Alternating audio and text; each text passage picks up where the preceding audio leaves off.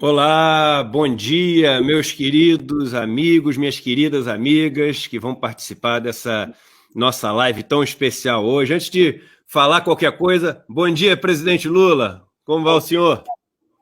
Bom dia para Que, você, bom dia para sua família. Beijo na que, esposa ale- e nas crianças.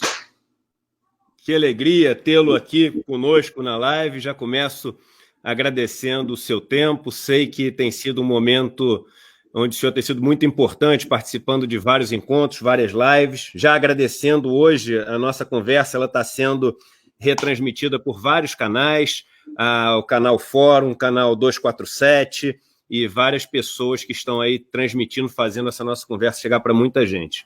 Eu não poderia deixar de começar hoje falando para as pessoas que hoje é um dia muito especial, né? Muito auspicioso a gente ter uma conversa sobre esse momento que a gente está passando numa sexta-feira santa, sexta-feira da paixão, paixão que no grego vem de patis, que é sofrimento, né?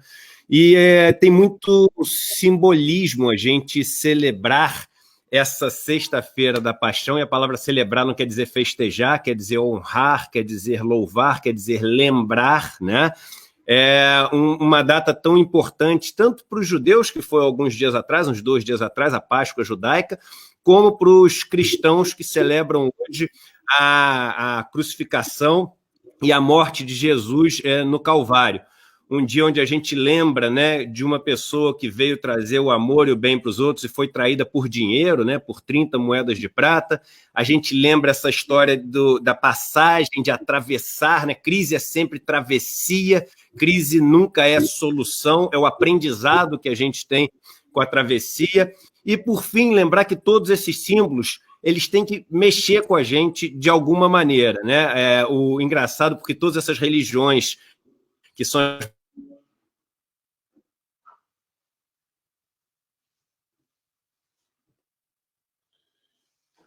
o cristianismo, o islamismo e a religião judaica, as três surgem criticando os símbolos, mas não os símbolos por si só, os símbolos por serem somente símbolos e não lembrarem aquilo que os símbolos deveriam lembrar, né?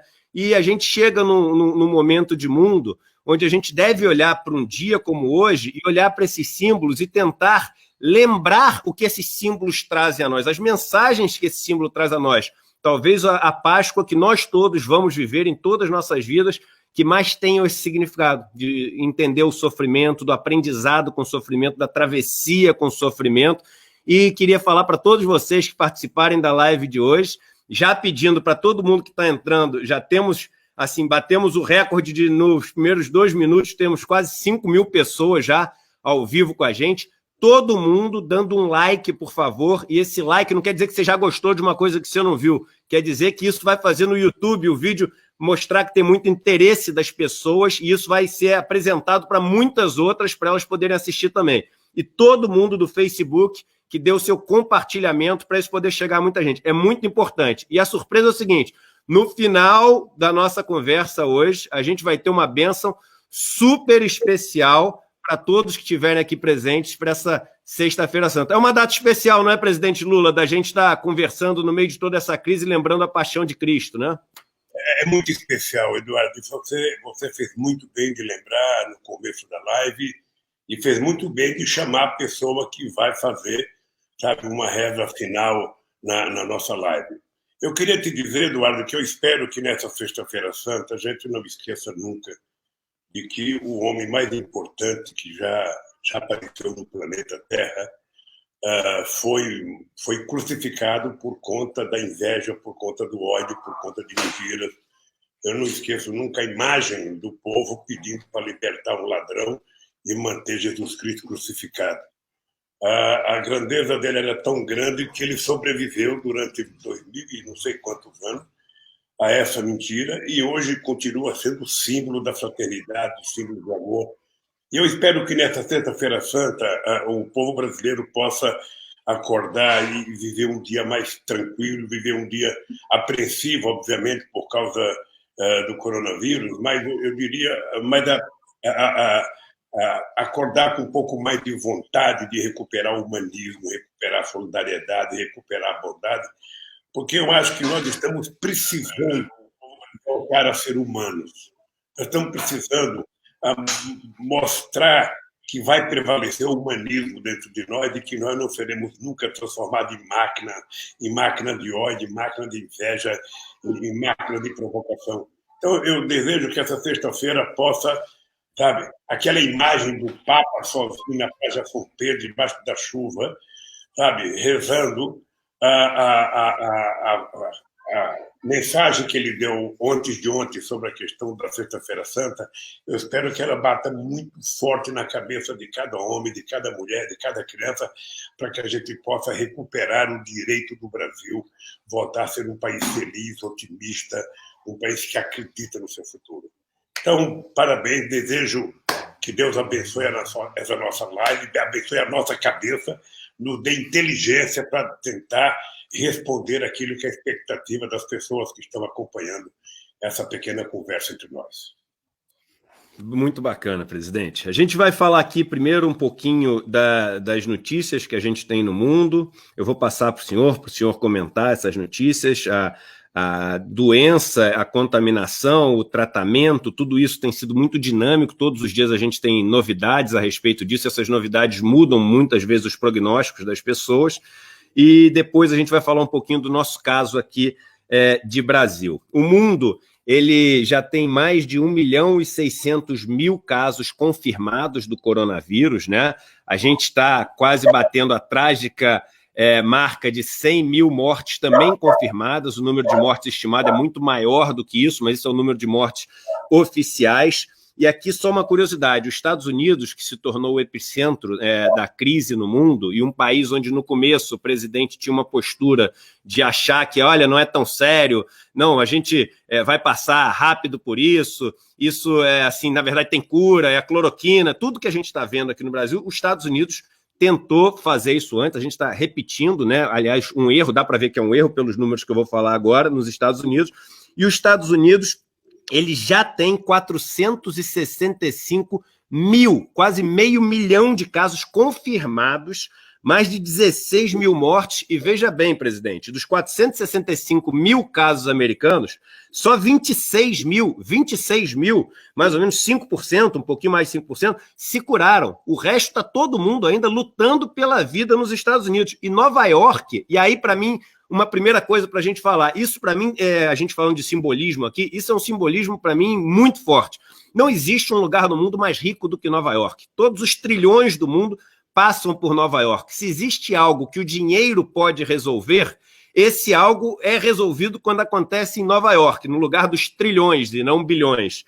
Pois bem, Nova York, o estado de Nova York, tem mais casos do coronavírus do que qualquer outro país do mundo. Eu vou repetir, o estado de Nova York tem mais casos de coronavírus do que qualquer outro país do mundo. Então isso mostra para a gente o seguinte, não há dinheiro suficiente para conseguir combater essa doença que veio. Só existe, e aí talvez uma lição para o ser humano, só existe a gente se ajudar. A única defesa que a gente tem contra esse vírus é a gente se ajudar. E se ajudar não se contaminando e se ajudar não contaminando o próximo. E mais, uma lição de humildade, né? Porque o presidente americano, que é o cara que nunca volta atrás, que nunca erra, tendo que assumir seu erro. O prefeito de Milão tendo que assumir seu erro. O primeiro-ministro da Inglaterra não só tendo que assumir seu erro, mas sendo internado na UTI depois de falar com sarcasmo, com ironia dessa doença. Então, essa é a primeira coisa que eu queria falar para o senhor. É impressionante, né? A crise sendo mais forte nos lugares mais ricos do mundo. Se isso não é uma mensagem para o nosso modo de viver, né, desenfreado aqui do capitalismo, eu não sei mais o que é uma mensagem, né, presidente? Eduardo, você sabe que eu agradeço a Deus todo dia, porque no começo do vírus, eu fui ao Papa, eu fui depois à Alemanha, eu fui à França, eu fui a Genebra, e eu voltei preocupado. Desde que eu voltei, eu não saí de casa para evitar exatamente de contaminar alguém ou para evitar de ser contaminado. E eu fiquei assustado como é que os países ricos, ou seja, não se prepararam também para enfrentar um vírus que antes era muito fácil culpar a China. Era muito fácil jogar a culpa em cima da China, porque a China é comunista, porque a China não tem das contas, porque a China é autoritária, porque a China não cuida disso e tal. O dado concreto é que hoje a China está mostrando que ela tratou com mais competência o enfrentamento ao vírus do que todos os outros países. Eu sei que tem muita gente no Brasil, porque no Brasil tem muito vira-lata que acha que nos Estados Unidos tudo é melhor do que no resto do mundo, que Nova York, eu não sei das contas e tal. A verdade é que o sistema de saúde nos Estados Unidos é muito precário. É muito precário. Os Estados Unidos não têm uma coisa similar ao SUS aqui no Brasil, que é uma coisa extraordinária, que só não é melhor porque a elite brasileira trabalhou contra o SUS desde que ele foi criado na Constituinte de 1988. Ou seja, efetivamente, a elite, a iniciativa privada nunca aceitou o SUS.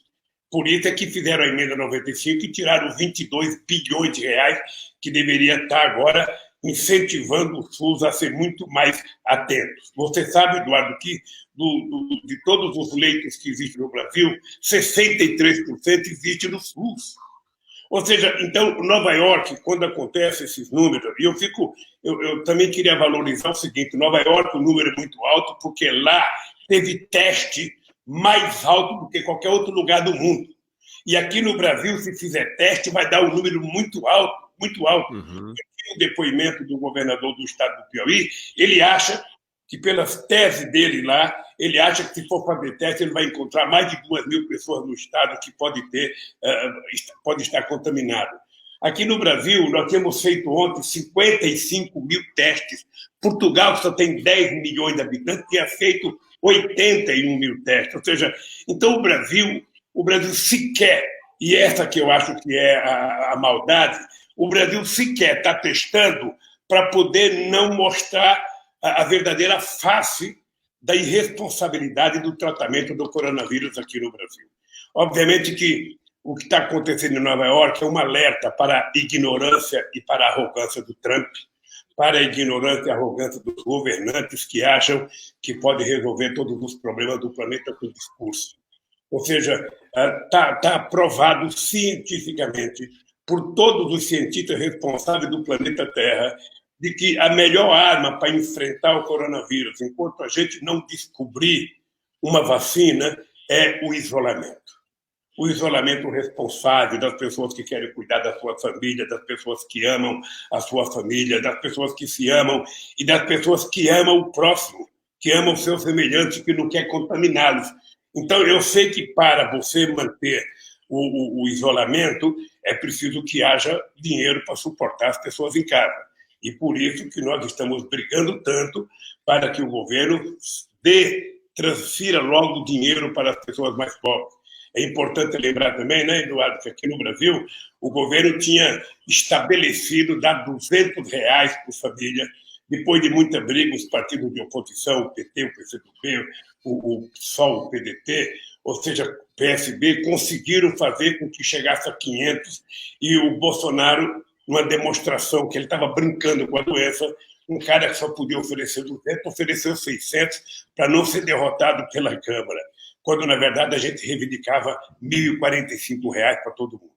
Ora, eu espero que esse dinheiro saia logo e espero que o povo brasileiro seja responsável. Não adianta brincar, não adianta desafiar. Nós estamos enfrentando um exército, sabe, muito poderoso. Um exército que a gente sabe o que ele é, a gente não sabe como ele funciona, como ele age, não tem ainda a totalidade da informação. Eu ontem comparei, sabe, o coronavírus com os soldados vietnamitas contra os americanos. Ou seja, os americanos sabiam que eles estavam lá, sabiam que tinha muitos soldados, mas eles estavam enterrados num buraco lá para surpreender os americanos. E aqui no Brasil é isso. Aqui no Brasil nós temos que ficar escondidinho na nossa casa. Quando a gente tiver que trabalhar, a gente tem que ter equipamento para ir trabalhar. Quais são as atividades essenciais?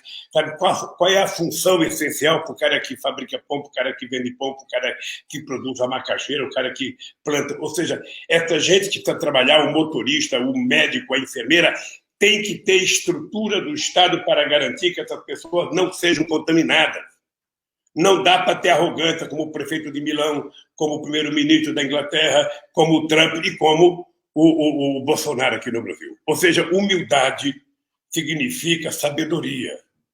Ouvir os outros significa... Eu sempre digo o seguinte, se todo político tivesse, sabe, menos boca e mais ouvidos, o mundo seria melhor. Se a gente tivesse a capacidade de ouvir mais do que falar mais. E o Bolsonaro, ele peca por falar bobagem. Ele peca, sabe, por ser desaforado diante da ciência, diante da inteligência do nosso povo. Então, eu quero que as pessoas olhem. Eu estou até com os dados agora, que eu acabei de receber agora. É estranho que a gente veja Nova York com os Estados Unidos com 16.686 mortos. A Espanha já está com 15 mil, a Itália com 18 mil. Quando eu fui na Itália visitar o Papa, eu tive com o ministro da Saúde, ele estava certo que eles tinham vencido a doença. Eles estavam certos. Ou seja, hoje é o país que mais tem mortos, sabe, do coronavírus. E aqui no Brasil nós estamos caminhando, sabe? Estamos caminhando. Eu espero que a gente... Não há disputa de quem é mais competente ou menos competente, é apenas uma disputa de responsabilidade. Só espero que no Brasil, sabe, que nessa sexta-feira santa, uma mão bata na cabeça do Bolsonaro e fala: crie juízo. Você não governa para os seus filhos. Você não governa para o seu guru dos Estados Unidos. Você não tem que seguir o Trump. Você siga a ciência brasileira. Ouça a ciência brasileira. Ouça, sabe, os médicos brasileiros. Ouça a inteligência desse Brasil e vamos cuidar do Brasil.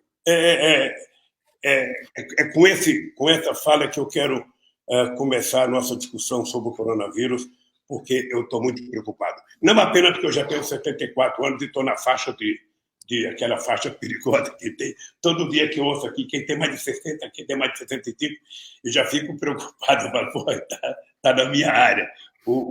Esse coronavírus vai chegar por aqui, mas eu estou com as portas todas lacradas aqui, aqui não passa nem sonho. Eu vou ficar aqui e vou...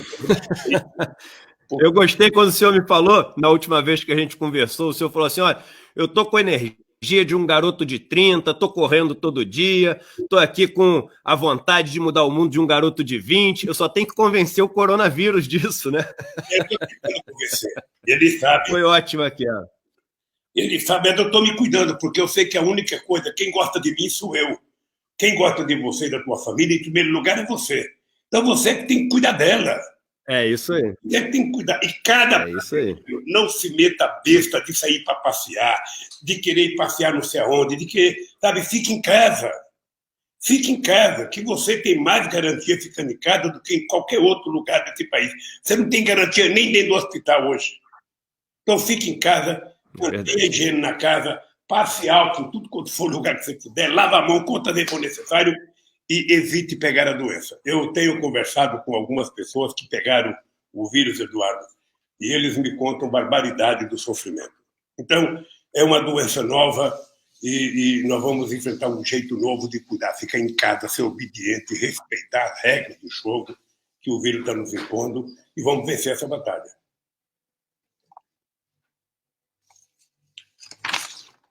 E falando sobre ficar em casa, presidente, os países todos, né, dando a sinalização de que o confinamento prossegue, mesmo os países que estão conseguindo finalmente achatar a curva de contaminação, como, por exemplo, a Espanha falando que as próximas semanas, os próximos até meses serão de confinamento. O grau do confinamento que pode mudar e ser, em parte, relaxado para alguns serviços que vão se mostrando essenciais nessa saída. A Itália falando também que vai estender o confinamento pelo menos até o começo de maio. O prefeito de Londres falando também que, apesar de ter os primeiros resultados que mostram uma desaceleração da doença, o confinamento lá segue pelo menos no futuro visível, no futuro próximo, ele chama de foreseeable future, né, o futuro visível.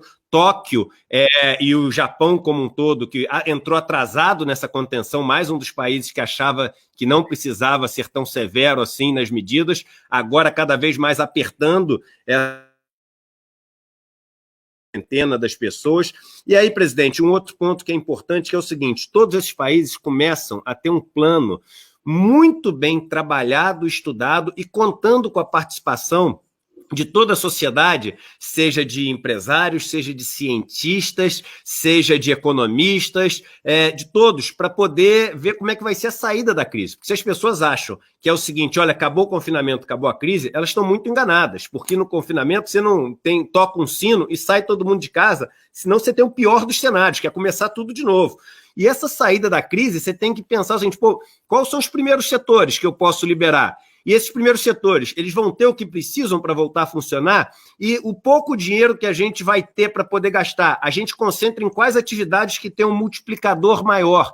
Aqueles que não vão poder recomeçar, como é que continua o suporte financeiro, o suporte para essas pessoas poderem ter a dignidade que elas precisam? Então você tem o COBRA, por exemplo, que é um comitê criado no Reino Unido para isso, você tem o IFO, que é um grupo na Alemanha criado para isso, e são trabalhos assim que estão demandando uma atenção enorme e que a sociedade tem exigido transparência. Me diga qual o plano que você tem. Anteontem, o líder do Partido dos Trabalhadores, que comanda a oposição no Reino Unido, cobrando o seguinte, olha, eu não estou te pedindo um prazo, mas me diga pelo menos, que a gente quer transparência, qual o plano, para a gente poder participar desse plano, né? Afinal de contas, até o Financial Times fala sobre isso, e depois eu queria falar sobre essa matéria do Financial Times, ele fala o seguinte, nós aprendemos com a Grande Depressão e com a Segunda Guerra Mundial, que quando você exige sacrifícios de todos, você deve também oferecer um contrato social que beneficie a todos, senão você não pode exigir um sacrifício de todos. E a saída da crise, ela deve oferecer um contrato social que beneficie a todos, porque de todos está sendo exigido esse sacrifício agora. E no Brasil, a gente não parece sequer ter entrado ainda com a ficha caindo no que a gente precisa fazer para a crise. É uma luta dos governos dos estados contra o presidente. Entra no confinamento, sai do confinamento é bom, confinamento é ruim, não tem cura, cloroquina resolve. Então, se a gente nem entrou na crise ainda, quiçá falar de plano de saída da crise. E como é que a gente vai conseguir direcionar a nossa economia, os nossos esforços, a nossa confiança, a nossa credibilidade para sair de uma crise que a gente sequer admite que entrou. Paulo Guedes foi o último a falar que a gente ainda tinha velocidade de escape.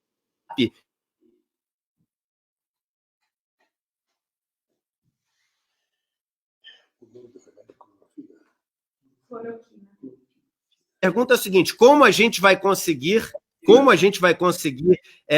chamar todo mundo para remar esse barco saindo da crise sem uma credibilidade de ter um plano para sair, sem sequer ter um comitê que todo mundo sabe que está reunido discutindo isso e que tem a participação de todos, como todos os outros países estão fazendo?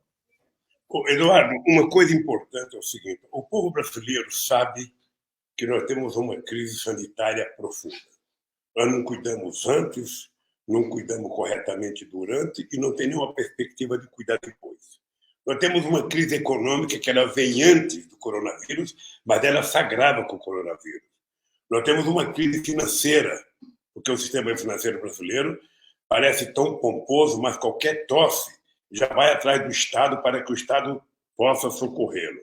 E você tem uma crise institucional de falta de credibilidade. Sabe? Nós temos uma crise institucional de pessoas que ocupam cargos importantes no Brasil e que não acreditam na ciência, que não acreditam na medicina, que não acreditam na lógica. Ou seja, eles inventam todo santo dia uma matéria, uma mentira, ou seja, e não dá certo. Veja, nós precisamos primeiro tratar a questão sanitária, ou seja, nós precisamos dar garantia ao povo brasileiro que o Brasil vai tratar com responsabilidade. O governo federal deveria já ter feito um comitê com os governos estaduais, ao invés de fazer um comitê para trabalhar conjunto, o governo federal resolveu transformar os 27 governadores de estados em inimigos, consequentemente, milhares de prefeitos como inimigos, porque não estão recebendo absolutamente nada do governo federal. E enquanto a gente não juntar essas pessoas para estabelecer uma ação política conjunta, a gente vai ter mais dificuldades. Eu vou ter, na terça-feira que vem, vou fazer uma live com 9 governadores do Nordeste. Eu só quero que cada um diga textualmente o que está acontecendo no seu estado, o que o governo federal está fazendo, o que não está fazendo, porque somente quem pode produzir dinheiro, somente quem pode fazer dinheiro novo é a União. O Estado não pode, o Estado não tem condições de fazer, nem a prefeitura. Então, eu acho que nós vamos ter que tratar da questão sanitária. Para tratar da questão sanitária, nós temos que evitar que as pessoas fiquem doentes. Para evitar que as pessoas fiquem doentes, nós temos que confinar as pessoas. Para confinar as pessoas, nós precisamos garantir que as pessoas recebam o mínimo necessário para comprar o pão de cada dia e o feijão de cada dia. Tá? E aí tem que abdicar de receber conta de luz, de receber conta d'água, ou seja, de parar de receber IPTU. Ou seja, é uma guerra que está estabelecida no Brasil e nós precisamos criar um novo jeito, sabe, comportamental. Precisa de diferente. Eu vi o presidente do Banco Central ontem dizendo, olha, nós não podemos fazer muita coisa, não dá nem para rodar dinheiro novo, porque isso é inflacionário. Olha, será que esse maluco entende de povo? Será que esse maluco sabe que a demanda está quase zero nesse país e que, portanto, não vai ter inflação? Será que ele sabe que os americanos saíram de uma dívida pública de 77% para 107% quando aconteceu a crise financeira com a quebra do Lehman Brothers? Ou seja, e os americanos continuam sobrevivendo. O Brasil tem condições plenas, sabe, de alargar sua base monetária sem causar nenhum problema. É apenas inteligência, é apenas competência, é apenas compromisso. Não dá para a gente ficar tentando fazer com que um dinheiro que não dava em tempo de normalidade, sabe, funcione em tempo de guerra. Imagina o que o Roosevelt fez quando ele decidiu que ia preparar os americanos para ajudar a vencer a Segunda Guerra Mundial. Se ele estava medindo o orçamento, se ele estava preocupado em se endividar, ele estava preocupado era fazer navio, fazer canhão, fazer avião, fazer bomba, porque somente assim ele iria ganhar. E ele só poderia tomar conta dos Estados Unidos se ele ganhasse a guerra. Ora, nós temos que ter essa consciência aqui. A gente só vai poder pensar no Brasil se a gente ganhar essa guerra. E quando a gente ganhar essa guerra, nós vamos pensar se a gente vai continuar do jeito que a gente está. Porque realmente você tem razão, Eduardo. O mundo não pode continuar do mesmo jeito, fingindo que não aconteceu nada. É preciso que haja uma distribuição melhor da riqueza produzida no planeta Terra. É preciso que a gente redefina o papel do Estado. Muita gente acha que o Estado é corrupto, que o Estado não pode nada, que o que pode muito é a iniciativa privada. Eu ouço muita palavra, não tem que colocar um técnico para fazer isso, um técnico para fazer aquilo. Olha, se técnico resolvesse todos os problemas do mundo, você não precisaria ter eleição. Você iria nas melhores universidades do planeta Terra, pegaria os melhores caras e colocava para governar. Acontece que a inteligência da política é tomada de decisão, é escolha de lado, é você saber para quem que você quer governar. Ora, e isso a gente não aprende na universidade, não. Isso aprende com compromisso, com relação social, com vinculação com as pessoas. E no Brasil, então, nós precisamos, sabe, estabelecer essa harmonia entre os entes federados. Não pode. Quer dizer, o Bolsonaro já era para ele ter feito uma reunião com todos os cientistas, com todos os institutos de pesquisa que nós temos, para discutir o seguinte, gente, essa tal da clorofina, ela resolve. Esse tal do remédio para malária vai curar. Se vai curar, nós vamos pesquisar. O que ele não pode é ficar dando receita. Porque essa é uma outra coisa do Brasil, Eduardo, muito séria. O Brasil, todo brasileiro é técnico de futebol e todo brasileiro é médico. Entre no bar. Vá encontrar 10 amigos seus no bar para tomar uma coca... Não, para tomar um refrigerante, para tomar um vinho. Ou seja, e chegue lá e você diga o seguinte, eu estou com uma dor nesse braço direito, eu estou com uma dor no braço esquerdo, você vai ter 50 pessoas dando remédio para você. Você vai ter, todo mundo tem a cura, todo mundo é um médico, todo mundo vai te dar uma receita. Sabe, não existe possibilidade da gente ficar inventando cura. Quando a gente está doente, Eduardo, quando eu tive câncer, eu nunca pensei que ia ter câncer na minha vida e eu tive câncer. E se alguém chega no hospital para mim e fala o seguinte, Lula, você vai tomar chá de cocô de cachorro? Eu tomaria. Você vai tomar chá de barata? Eu tomaria. Olha, porque quando você está numa fase que você está desesperado, você acredita em qualquer coisa, você acredita em benzimento, você acredita em bucho, você acredita em qualquer coisa. Eu estou vendo na televisão, você também deve estar vendo, pastor expulsando o coronavírus pela televisão. Sabe?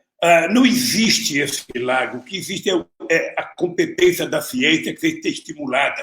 Tem que dar dinheiro para que os centros de pesquisa pesquisem e possam apresentar uma vacina para nós que vai demorar ainda um bom tempo.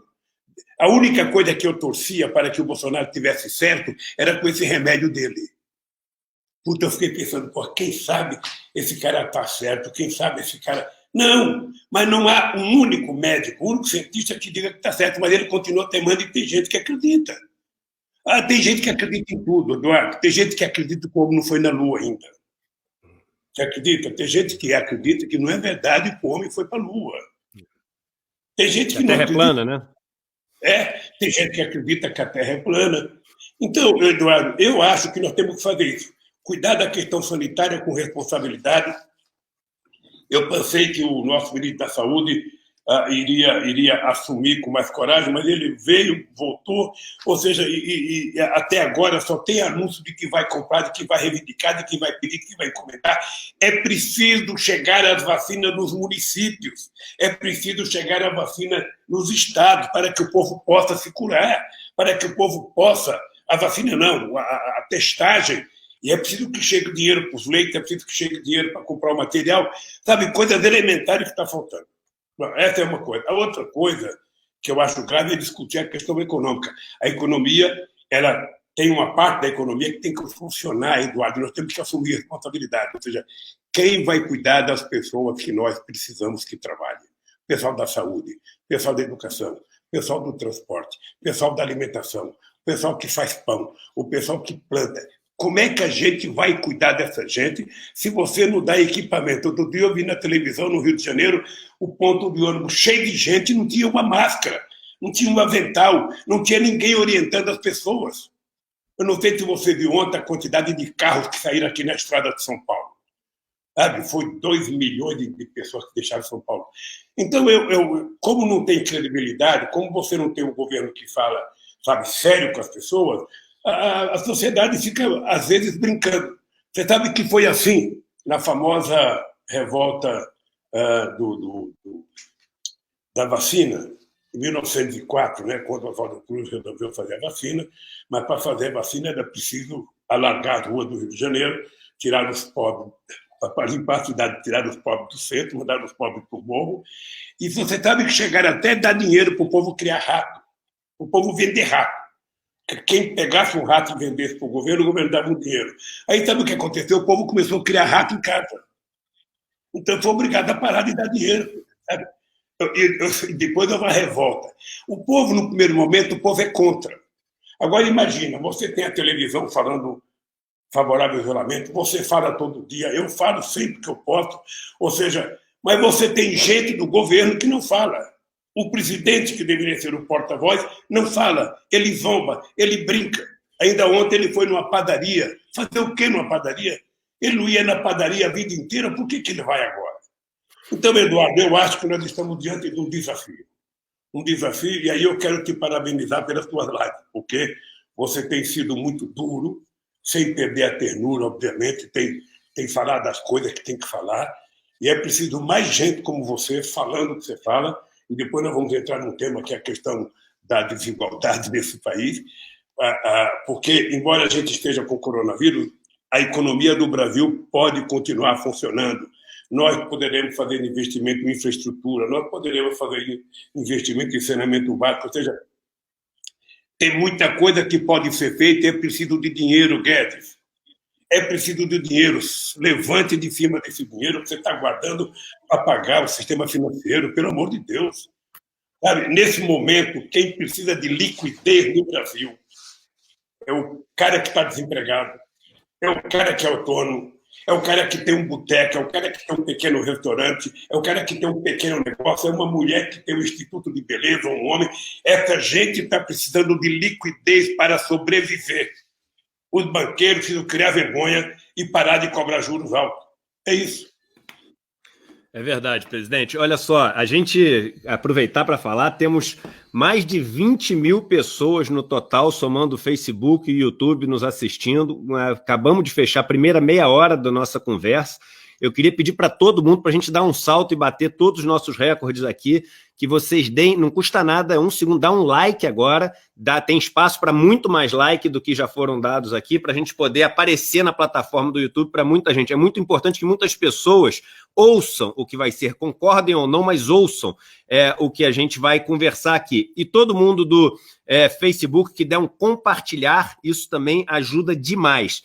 Recebendo várias mensagens aqui de lideranças, de economistas, de médicos, vários médicos confirmando isso que o senhor falou, de que no Brasil, até mandando notícias que saíram hoje, de que o Brasil é o país que menos testa de todos os países que têm uma população muito grande no mundo e estão sendo atingidos pela doença.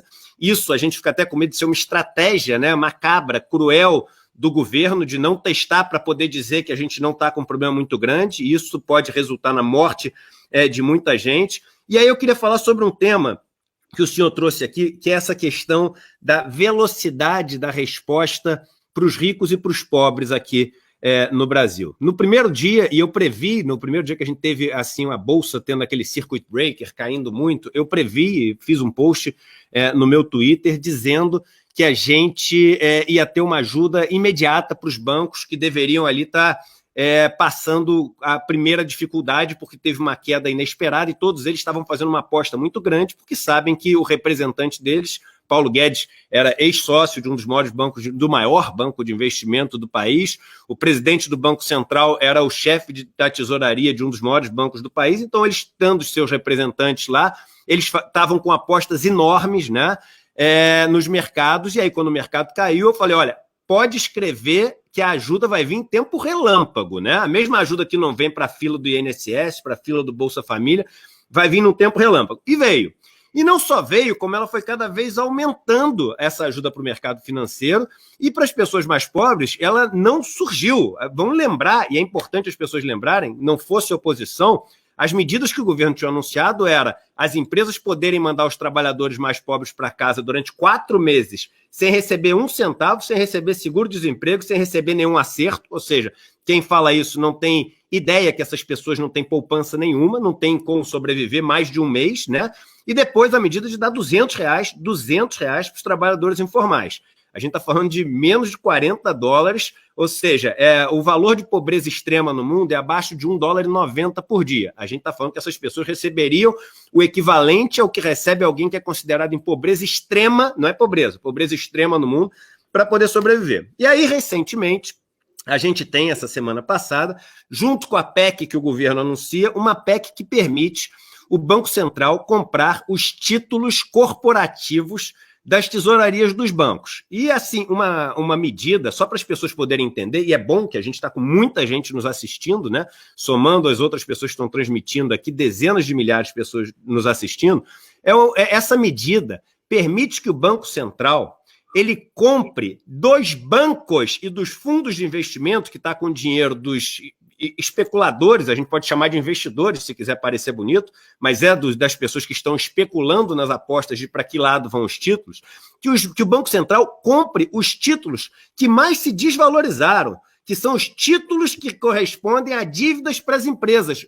Mas o dinheiro, e todo mundo precisa ficar com isso muito claro na cabeça, o dinheiro que o Banco Central vai gastar não vai para as empresas, para nenhuma empresa. Esse dinheiro vai 100% para os bancos, para pegar o prejuízo dos bancos e levar para o Banco Central para depois ser dividido em todo mundo, com os impostos que as pessoas vão pagar. E o Banco Central vai poder fazer isso sem exigir nenhuma contrapartida dos bancos, deles darem crédito para as pessoas, não vai exigir que o banco que vai poder vender para ele esteja em dificuldade, ou seja, pode ser um banco que está cheio de lucro, vai ter mais lucro ainda vendendo esses títulos por um preço mais caro para o Banco Central. Esses títulos, e foi onde eu trabalhei 20 anos da minha vida, eles não têm referência de preço nenhuma no mercado, ou seja, você vai botar um analista do Banco Central, que nunca operou isso na vida, é o faixa branca ali, lidando para comprar os títulos com os lobos ali, que entendem pra caramba desse negócio, são os faixa pretas, e vão poder passar todos os prejuízos para o Banco Central. Então, uma coisa assim, e só lembrando, para terminar, que isso não é menos importante, né, que quem comanda o Banco Central, e os diretores do Banco Central, quando termina o mandato deles, eles voltam para esses bancos para trabalhar nesses bancos. Então, assim, essa relação relação de troca de favores, essa relação de conflito de interesses, ela vem numa crise onde tem a possibilidade agora legal do Banco Central pegar o prejuízo dos bancos e depois eles irem trabalhar nesses próprios bancos que eles ajudaram pegando os prejuízos. E aí o Banco Central justifica falando assim, não, tem vários países que fazem isso, por exemplo, a Colômbia. Vamos lembrar, a Colômbia é o país do mundo, de todos os do mundo, que tem menor mobilidade social. Demora 12 gerações para quem nasce entre os 10% mais pobres, chegar até a classe média do país. A gente está falando, gente, de quase 300 anos até um descendente chegar na classe média do país. E aí, as pessoas que receberam a ajuda dos mais pobres, vem a ajuda atrasada várias semanas num app. Vê se morador de rua, se o cara que mora lá na aldeia vai ter app, se vai ter o celular com memória. E aí eu passo para o senhor falando o seguinte, o senhor falou também na sua fala, essas pessoas que estão no Banco Central, no Ministério da Economia, na equipe econômica, são todos homens, brancos, ricos e ex-mercado financeiro. Eles não têm ideia de como é que é a vida de uma pessoa miserável que vai precisar de ajuda, sequer como ela vai precisar acessar essa ajuda através de um app. Eles não têm a menor ideia. E eles têm total ideia das dores que passa alguém do mercado financeiro. Isso é a palavra empatia. Não existe empatia nenhuma com a pessoa mais pobre. E aí eu queria perguntar para o senhor o seguinte, é possível, ou é uma ilusão minha, mas é possível enfrentar o mercado financeiro? Porque muitas pessoas, quando eu falo que vou conversar com o senhor, etc., eu tenho, assim, depois de ter visitado e morado nessas comunidades mais pobres do país, já morei em mais de 20 comunidades, todo lugar que eu chego, eu vejo como as pessoas são gratas por aquilo que o senhor, a presidente Dilma, o PT ao longo desses anos fez, como o programa das cisternas, o Luz para Todos. As pessoas não têm ideia do que chegar luz numa casa causa de diferença, do que ter uma cisterna causa de diferença. Mas, ao mesmo tempo, as pessoas me perguntam o seguinte, Eduardo, mas no governo do Lula os bancos tiveram lucros recordes. E aí a Dilma, quando tentou enfrentar os bancos, realmente, muita gente diz que ali começou aquele movimento para tirar a Dilma do poder, quando ela começou a enfrentar os bancos. Então a pergunta é a seguinte, com essas pessoas no poder, representando elas, será que a gente pode sonhar em conseguir enfrentar esse poder que parece ilimitado dos bancos, das pessoas que têm o dinheiro, ou não? Não dá para enfrentar esse dinheiro? Porque eu acho, Eduardo, que sem enfrentar esse poder, é impossível a gente viver numa sociedade mais justa e que tenha redistribuição de renda e dinheiro para todos. Eduardo, eu quero te agradecer pela pergunta. A pergunta ela me dá a oportunidade de explicar algumas coisas para as pessoas e, ao mesmo tempo, reconhecer o que nós não fizemos e o que nós fizemos. Veja, quando você chega ao governo, o ideal seria que você chegasse ao governo com uma base parlamentar majoritária, que você pudesse fazer um conjunto de coisas aprovada pelo Congresso Nacional para você poder mudar a regra do jogo.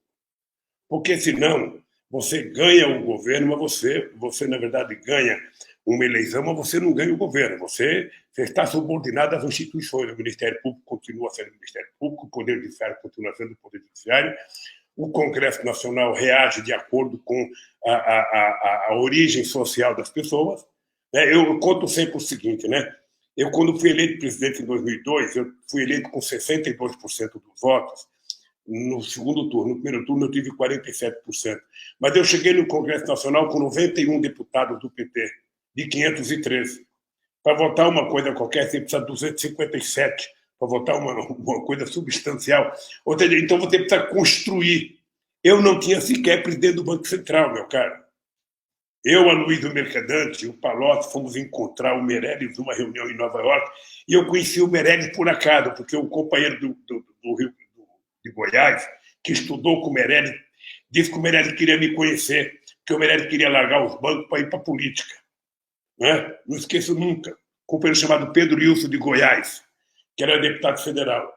Aí, a partir daquele momento que eu conheci o Meirelles, eu falei, olha, vamos tentar conversar com o Meirelles, porque várias outras pessoas que a gente tinha sondado não queriam ser. Aí o Meirelles veio, e eu fiquei até surpreso, porque ontem eu li o artigo do Meirelles na entrevista da BBC News, sabe, em que ele descaracteriza o atual presidente do Banco Central, dizendo que não pode rodar dinheiro novo. Né? Aí é o seguinte, é verdade que os bancos ganharam dinheiro, nós tínhamos vindo do PROER, nós tínhamos vindo de uma política em que o presidente Fernando Henrique Cardoso tinha colocado muito dinheiro para salvar os bancos. Ou seja, na medida, e na minha cabeça permanecia a seguinte tese: toda hora que os bancos quebram, o governo é obrigado a financiar os bancos. E vinha na minha cabeça também, sabe, que nós gastamos acho que mais de 22 bilhões naquela época para poder salvar os bancos com o PROER. E eu falava, não, é melhor que os bancos ganhem dinheiro, mas eu quero que o povo ganhe dinheiro. É por isso que hoje eu tenho clareza que eu não fiz nenhuma distribuição de riqueza. O que nós fizemos foi uma distribuição de renda bastante acentuada, fazendo coisas que a gente teve que fazer. Por exemplo, você aumentar o salário mínimo durante todo o nosso mandato, durante todos os 13 anos. Por exemplo, você fazer um programa Luz para Todos, que custou 20 bilhões de reais, banco pelo Estado. Por exemplo, você fazer o Bolsa Família. Por exemplo, você criar o PAA para comprar o alimento do pequeno produtor. Por exemplo, você fazer casas, Minha Casa Minha Vida, dando o título para a mulher e subsidiando, em alguns casos, mais de 80% das casas, porque se você não subsidiar, pobre não consegue comprar uma casa. Ou seja, e nós geramos 20 milhões de empregos formais durante todo o nosso período de governo. Os trabalhadores receberam aumento real acima da inflação.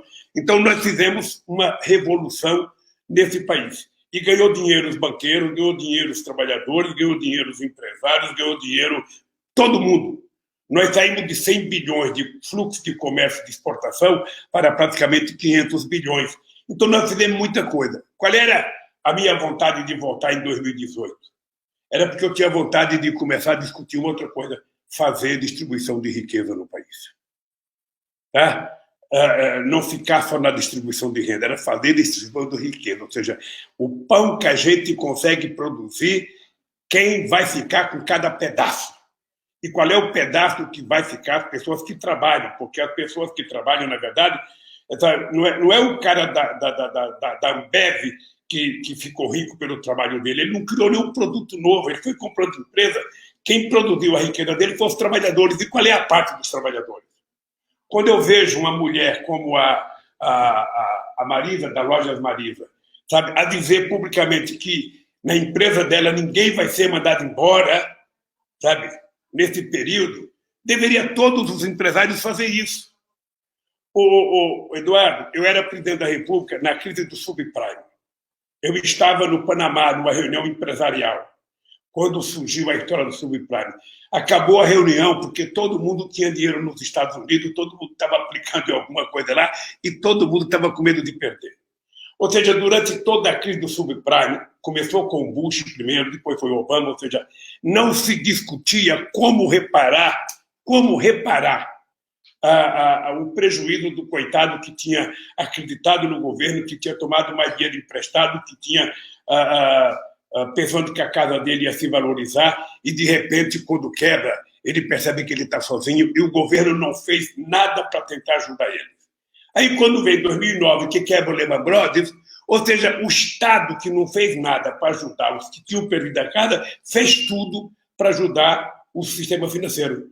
Eu lembro que até hoje, eu não sei se os números estão corretos, mas até hoje nós temos, por exemplo, quase que 25 trilhões de dólares disponibilizados para tentar salvar o sistema financeiro desde a crise de 2008. Então, eu acho que não precisa ser assim. Eu, sinceramente, se eu tivesse voltado a ser presidente da República, nós iríamos montar um banco central. Você tem que ter gente que conheça de economia, mas você tem que ter gente que conheça de povo.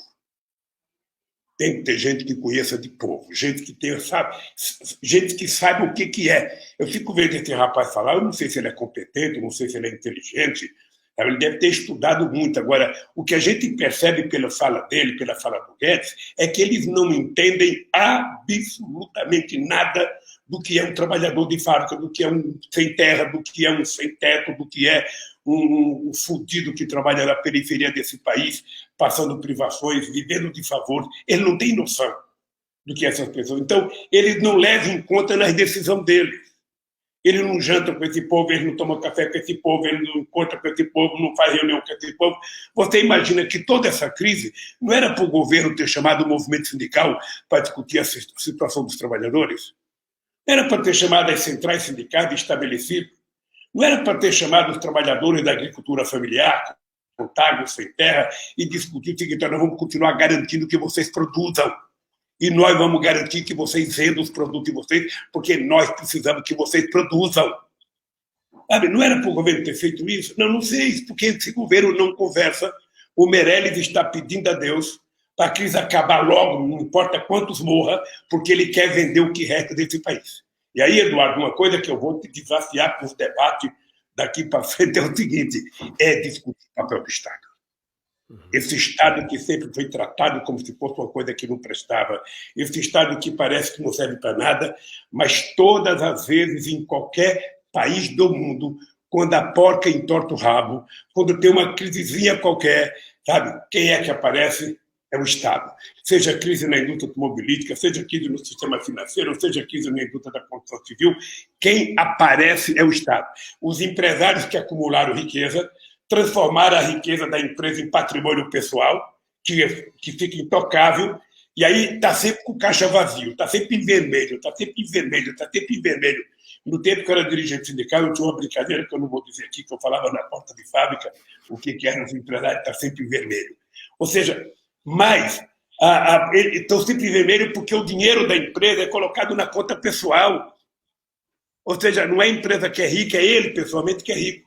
E quando chega na hora que ele tem que abrir mão de uma parcela do dinheiro acumulado para garantir uma crise como essa, nenhum empresário, sabe? Eu até falei que a companheira Trajano, a empresária Trajano, que é da Magazine Luiza, que ela anunciou que não ia descontar salário, que ia pagar o salário dos empregados dela durante todo o período dessa crise. Ou seja, era preciso que tivesse mais gente como ela, com acessibilidade. Até porque, presidente, dinheiro não falta. Tem um vídeo que eu gravei falando dos bilionários brasileiros da Forbes, e de 2012 até 2019, os bilionários brasileiros, vamos lembrar que o PIB de 2019 é abaixo do PIB de 2012, se você descontar a inflação, PIB real.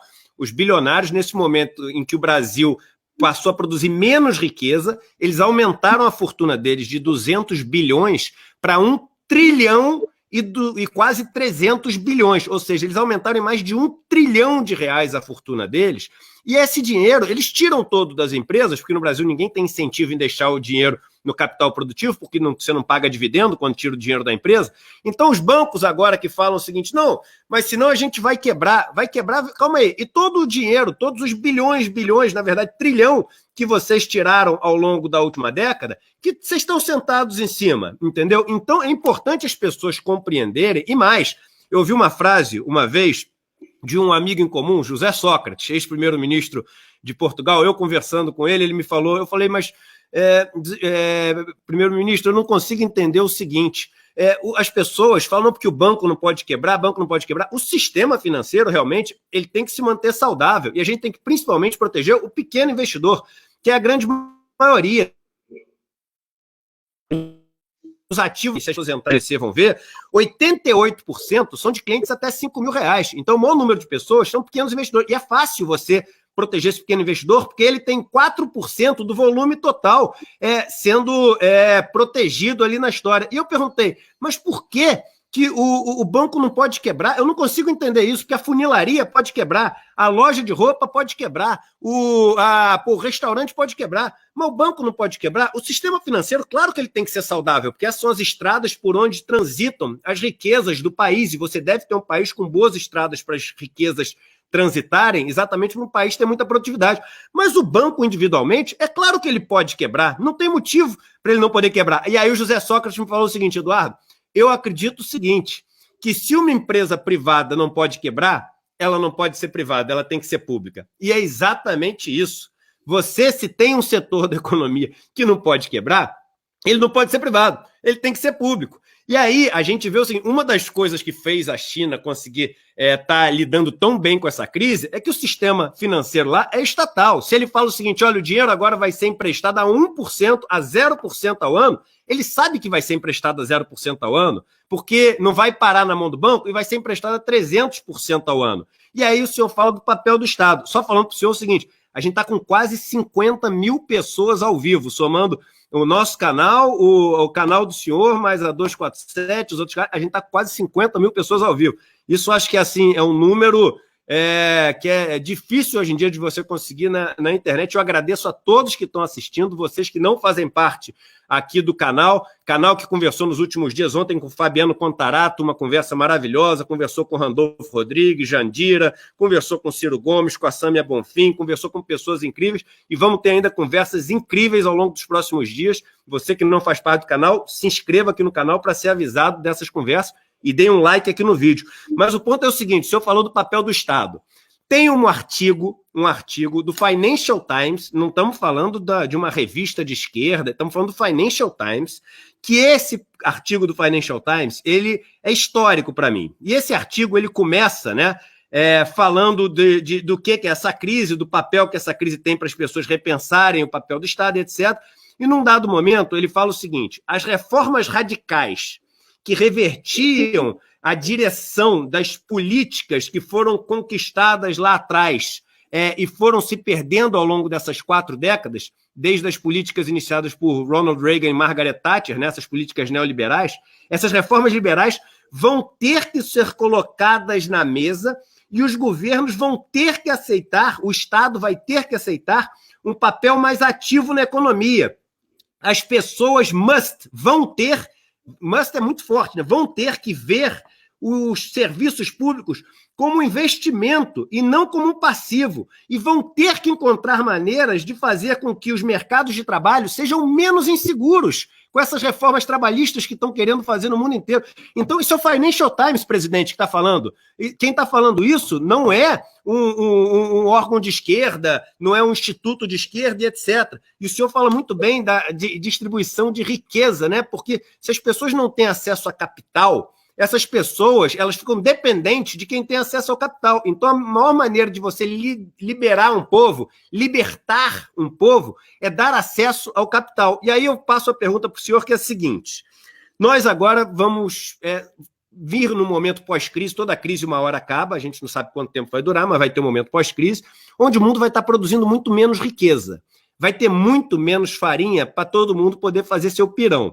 E aí, com menos riqueza que a gente vai ter para distribuir, a gente vai ter que ser muito mais eficiente redistribuindo. E só quem pode fazer isso é o Estado. Só o Estado tem a possibilidade de redistribuir riqueza. A iniciativa privada concentra a riqueza, apesar de muitos quererem mão invisível, é só você ver que a mão invisível bate o bolso de todo mundo que tem dinheiro para concentrar a riqueza na iniciativa privada. Então, o Estado vai ter que ter esse papel. Então, 2 preocupações que a gente tem. Número 1, a gente vai ter que arranjar um jeito de produzir mais riqueza. Por exemplo, reforma agrária. Amanhã vamos ter uma conversa aqui no canal com o João Paulo, seu amigo também, que viajou com o senhor para a Europa, que é um dos coordenadores do MST. A gente tem que voltar a falar de reforma agrária.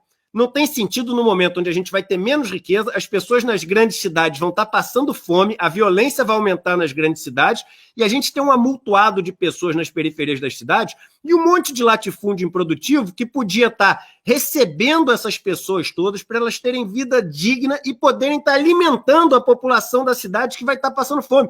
Isso é produção de riqueza, a gente vai ter que falar disso. A gente vai ter que falar de reforma tributária. Porque com menos riqueza, a gente vai ter que abrir o cofre dessa turma que juntou R$1 trilhão e não tem essa postura que a Luísa Trajano está tendo, que deveriam ter, falando o seguinte, olha só, eu sei que esse ano eu vou ter prejuízo, mas eu tive em cima de vocês, porque é isso, o dono da Van fala, eu tenho 120 mil funcionários que dependem de mim, é mentira.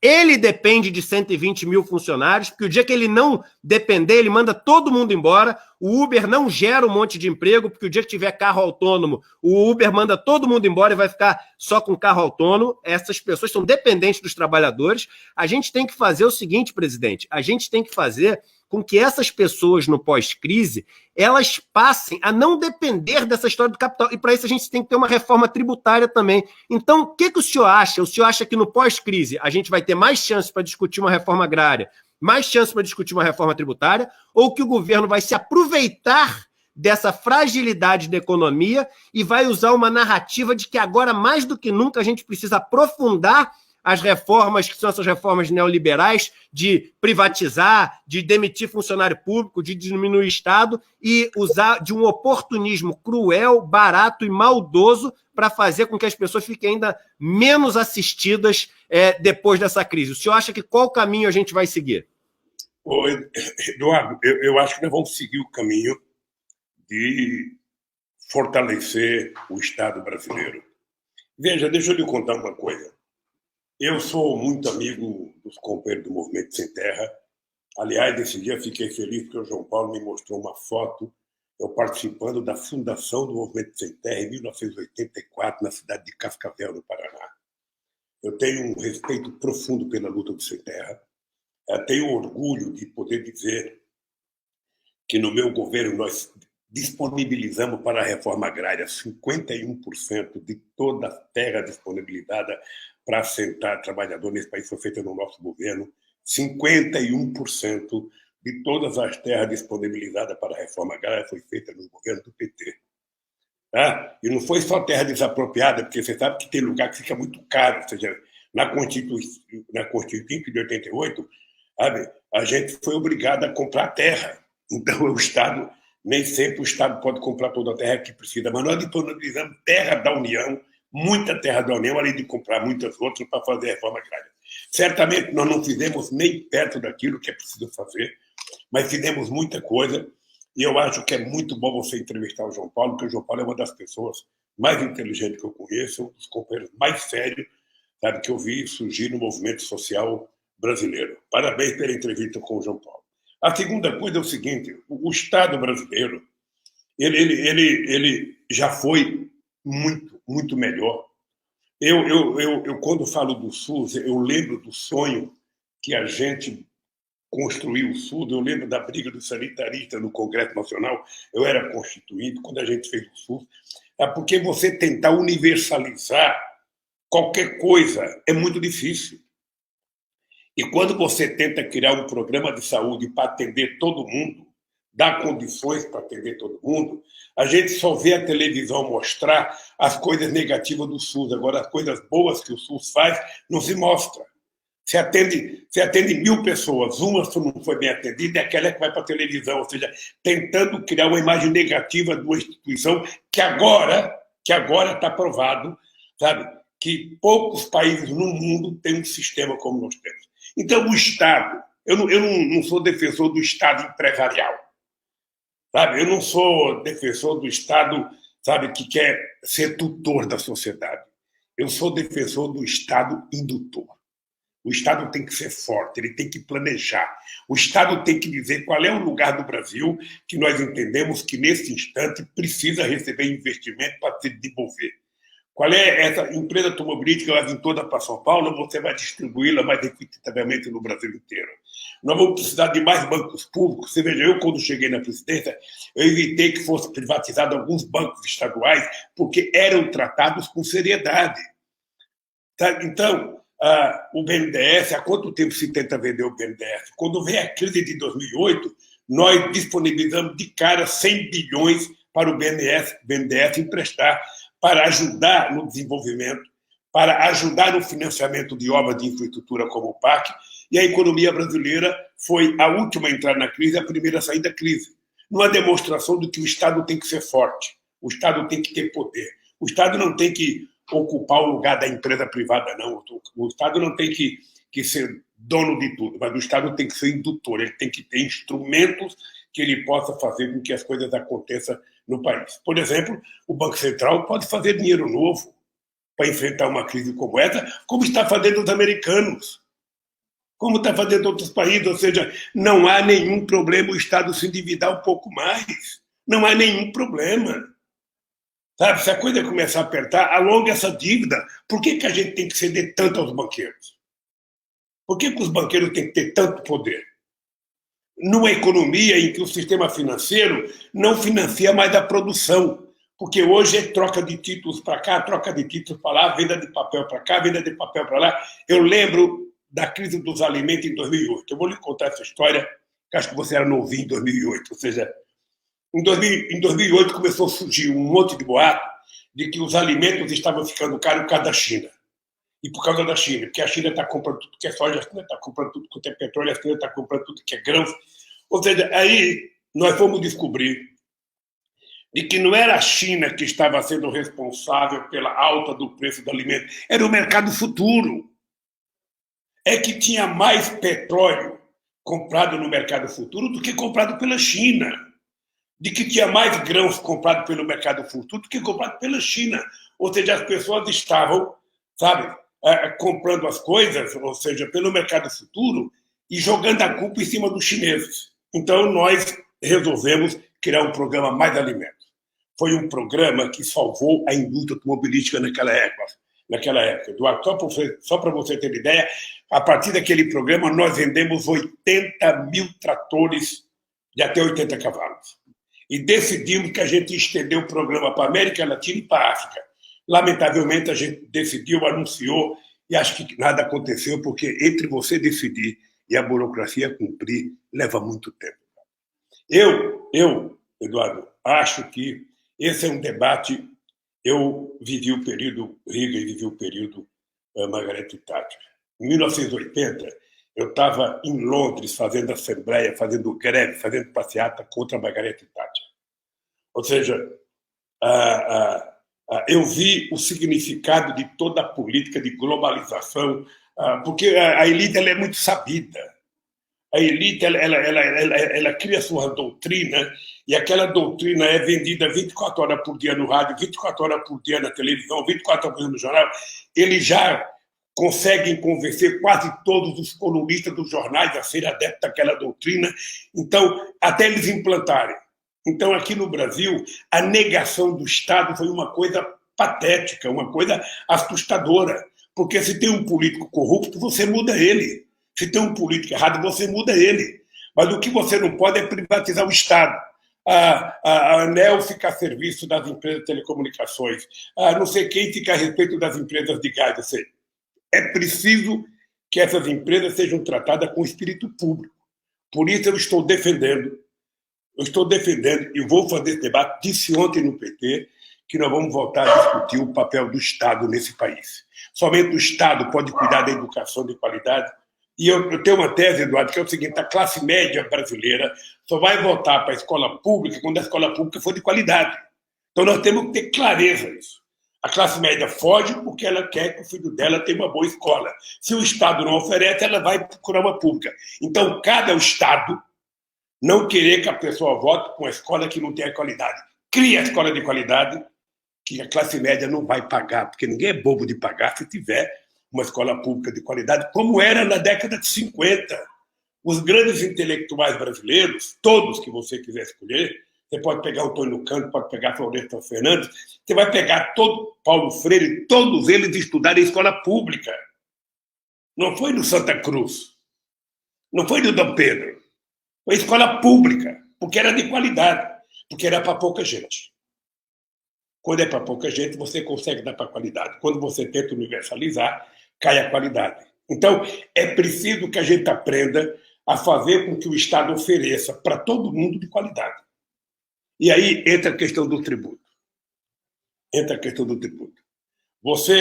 Eu mandei 2 reformas tributárias para o Congresso. Uma, acho que nem foi discutida, e a outra foi em abril de 2007, em que a gente tentava criar mais alíquota para fazer com que a parte mais rica da sociedade pagasse um pouco mais. Também não foi votada. Ela foi aprovada pelos 27 governadores, foi aprovada pelas centrais sindicais, foi aprovada pelas 27 federações das indústrias, foi aprovada por todos os líderes no Congresso Nacional. Eu pensava que ela ia ser aprovada por unanimidade. Não foi nem votada.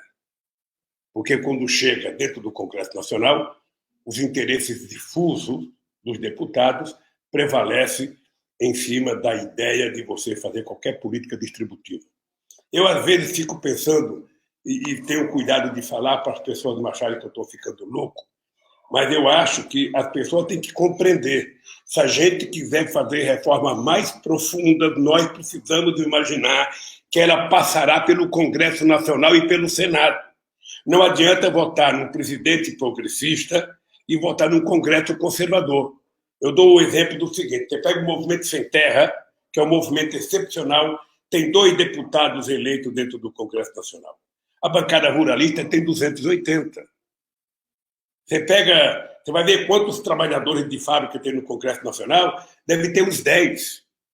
Você vai ver quantos empresários tem 400. Ou seja, então é importante que a gente tenha na mente a ideia de que é preciso politizar a sociedade na hora de votar. Sabe? Se ela quiser fazer um governo progressista, uma política tributária mais progressista, uma política mais distributiva, nós temos que mudar a qualidade do nosso voto. Nós temos que mudar. O cara tem que saber em quem que ele está votando. Sabe? E, lamentavelmente, a gente não conseguiu. Eu vi você fazer uma live um dia desse, falando da questão dos negros, da questão dos trabalhadores, ou seja, se os negros tivessem consciência que hoje nós somos, os negros são quase a maioria da sociedade brasileira, a gente poderia ter 200 negros na Câmara dos Deputados. Sabe? Mas nós temos quantos? Meia dúzia. As mulheres, a mesma coisa. Porque não basta ser maioria, precisa ter consciência. E ter consciência que tem mulher de extrema-direita, que tem mulher de extrema-esquerda, que tem mulher de centro.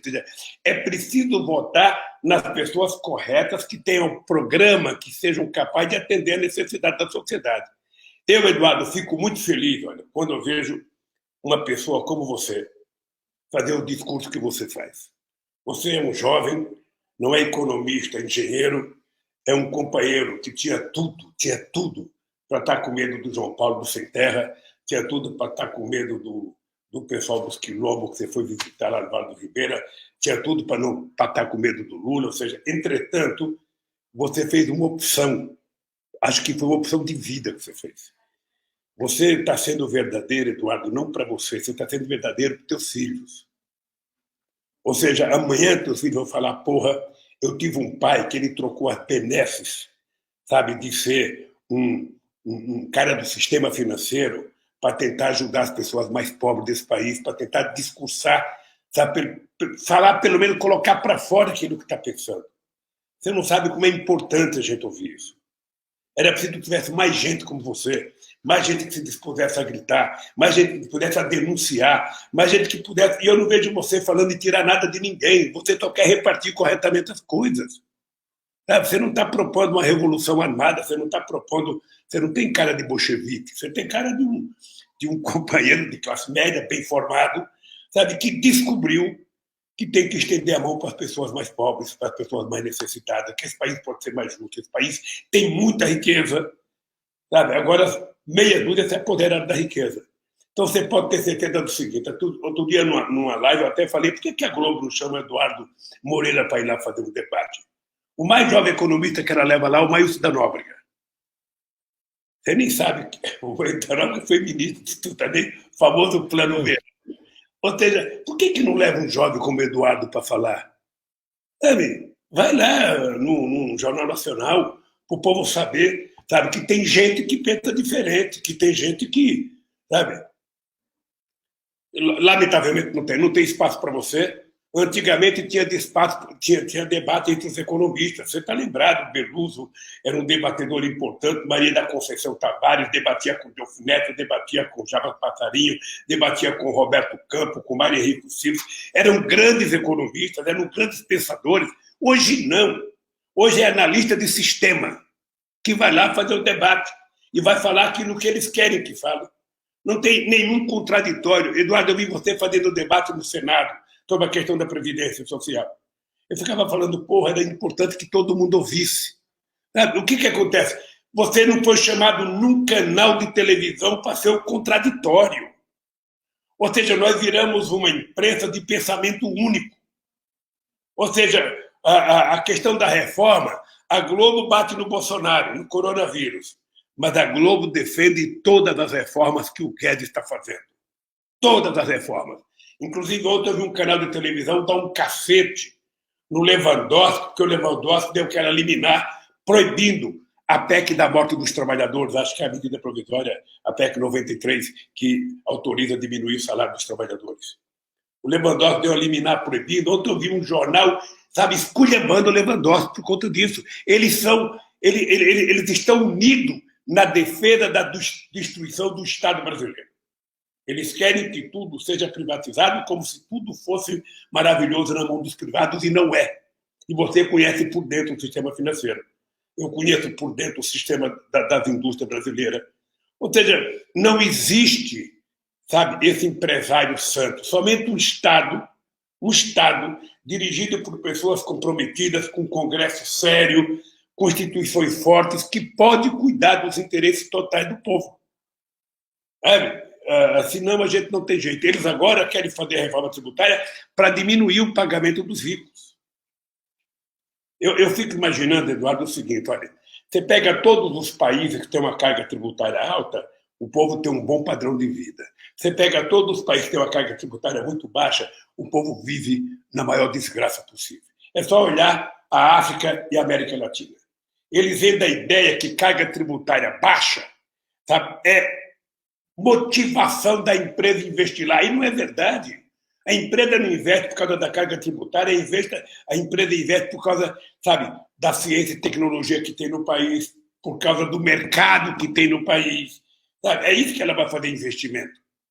E, lamentavelmente, aqui no Brasil, você tem uma elite, e agora que eu estou lendo muito sobre a escravidão, Eduardo, eu sinceramente, estou compreendendo melhor a elite brasileira. Sinceramente, ainda a mentalidade escravocrata toma conta do nosso país. Você tem uma elite perversa, lamentavelmente, é triste dizer isso. Não é à toa que a gente foi o último país do continente a ter uma universidade pública. Você imagina um país do tamanho do Brasil ser o último a ter uma universidade pública? A Argentina já tinha feito a sua primeira reforma universitária, o Brasil não tinha a primeira ainda. Isso explica a nossa pobreza intelectual, a nossa pobreza moral. Sabe? É por isso que eu fico dizendo para você, nós vamos ter que construir um outro mundo, Eduardo. Eu estou velho, mas eu vejo você muito novo. Sabe? Você tem pelo menos uns 50 anos para frente ainda para brigar, meu cara. E se prevalecer, eu estou sempre naquela que é o seguinte, se já nasceu o cara que pode viver 120, pode ser eu. Agora, se pode ser eu, pode ser você também. Então, o que é importante, Eduardo, eu não sei se você se sente assim. O que é importante, eu fico ouvindo você falar, e eu acho que você deve ter perdido alguns amigos pelo caminho, sabe? Alguns pseudos compadres você foi perdendo pelo caminho, mas certamente você ganhou muitas novas amizades. Mas eu acho que a coisa mais importante que você ganhou é você saber que você coloca a cabeça no travesseiro toda noite e vai ter um sono de um homem orgulhoso de estar sendo verdadeiro com você, com a sua família e com o povo pobre desse país. É isso que compensa. No fundo, é isso que dá para a gente motivação para brigar. Então, eu acho que o mundo não será mais o mesmo, Eduardo. O mundo não será mais o mesmo depois do coronavírus. E não será mais o mesmo o mundo todo, não é no Brasil, não, é no mundo inteiro. Esse país não mereceria, no século XXI, ter eleito um cidadão como Bolsonaro. Eu, às vezes, fico pensando o estágio que o ódio tinha chegado nesse país. O estágio de desumanidade que as pessoas chegaram nesse país. Então, nós vamos ter que recuperar, sabe, esse país. Esse país é um país bom. Senhor... Fala. O senhor sabe, presidente, que isso que o senhor falou dos amigos, né? No começo realmente foi muito difícil. Não que seja fácil hoje, mas no começo eu perdi todos os amigos antigos que eu tinha e não tive tempo de fazer novos, né? Então foi muito a possibilidade da família me dar esse suporte, né? A Juliana, que o senhor conhece, aliás, quem não sabe, minha esposa, ela fez o papel de Dona Marisa no filme do presidente Lula, né? Então, muito me contou aí sobre a história, desde o começo, dos sindicatos, etc., do senhor. Mas no começo foi muito difícil, né? E num dos momentos mais difíceis, eu li um livro do São João, no século IV, e ali é quando a igreja tinha acabado de virar a igreja oficial do Império Romano. Então, deixa de ser uma igreja só idealista e passa a misturar com dinheiro, poder, com política, com tudo isso, e você começa a ter vários desvios de conduta de padres, bispos, etc. E São João Crisóstomo resolve lutar por justiça, resolve lutar por um mundo melhor, e etc. E aí ele diz o seguinte, que quando você luta por um mundo melhor, quando você luta por justiça, você desperta 3 tipos de atitudes nas pessoas. Uma das atitudes são as pessoas que veem o brilho nos olhos, essa sua vontade de fazer o negócio ser diferente e se inspiram com aquilo e querem também fazer diferente, e se juntam, né, a essa caminhada. E essa é a reação que a gente mais deseja. Tem um grupo de pessoas que é um grupo que está tão no seu mundo, fechado, egoísta, que você pode falar A, B, pode ser a favor disso ou daquilo, que ela não vai nem parar para te ouvir, como não vai parar para ouvir ninguém.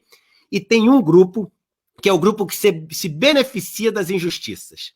E esse grupo, quando você resolver ser um cara que caminha a favor de um mundo mais justo, ele vai te atacar. E vai te atacar muito. E vai ser agressivo o ataque. E ele fala, e essa é a reação que a gente menos deseja, porque é a reação mais difícil da gente lidar. Mas aí São João Crisóstomo diz o seguinte, mas se você não tiver essa reação, é sinal de que você está errando o alvo. Porque é essa reação que diz que você acertou o alvo no meio. Então é muito importante que você consiga enxergar essa reação como o sinal de que, caramba, acertei. Não é possível que eu vou falar contra o sistema financeiro, sobre a acumulação de riqueza, contra as injustiças, e essas pessoas não vão ficar incomodadas, não vão reclamar, não vão levantar a voz. Se não estiverem reclamando, é porque eu não estou falando o que eu tenho que falar. Então, isso, o senhor até me desculpa que eu interrompi quando o senhor estava falando, mas me veio muito na cabeça isso. E eu falo isso no momento onde muitas pessoas do país, elas passaram a ter medo, né? Porque os milícias virtuais, os robôs, os comentários que entram te xingando e querendo, eles são vistos como algo que, caramba, te deixa dentro da casinha, te faz ficar com medo de sair, te faz ficar assim, amedrontado, amuado. Mas aí eu digo o seguinte, lembrem-se dessa história de São João Crisóstomo. Quando vier essa crítica pesada, é sinal de que você acertou o alvo. E não deixem esse medo impedir vocês de fazer o que tem que ser feito. Presidente? Deixa eu te contar uma coisa muito interessante. Olha, quando eu fui eleito presidente, eu tinha na cabeça que eu não podia errar, porque eu tinha a imagem do Wałęsa. O Wałęsa, quando ele foi presidente da Polônia, ele fez greve no mesmo período que eu fiz. Ele fez greve no estaleiro de Gdansk em 1980 e eu fiz greve na indústria automobilística em 1980. Nós fomos para a Itália junto, eu conheci o Wałęsa na Itália. Na época me disseram que ele recebeu não sei quantos milhões de dólares para ajudar o sindicato da solidariedade. E eu quase que não me pago a passagem, porque o Wałęsa ele era visto como um sindicalista que estava derrubando o regime comunista. Então ele tinha um apoio muito mais forte, além do que tinha o apoio do Papa João Paulo II, que ainda não era Papa. O Wałęsa foi eleito presidente. Quando ele foi candidato à reeleição, ele só teve 0,5% de voto. O cara que só tem 0,5% de voto, o cara não tem nada. Então, eu não queria errar. Então, eu dizia todo dia, eu não posso errar, eu não posso errar, eu não posso errar.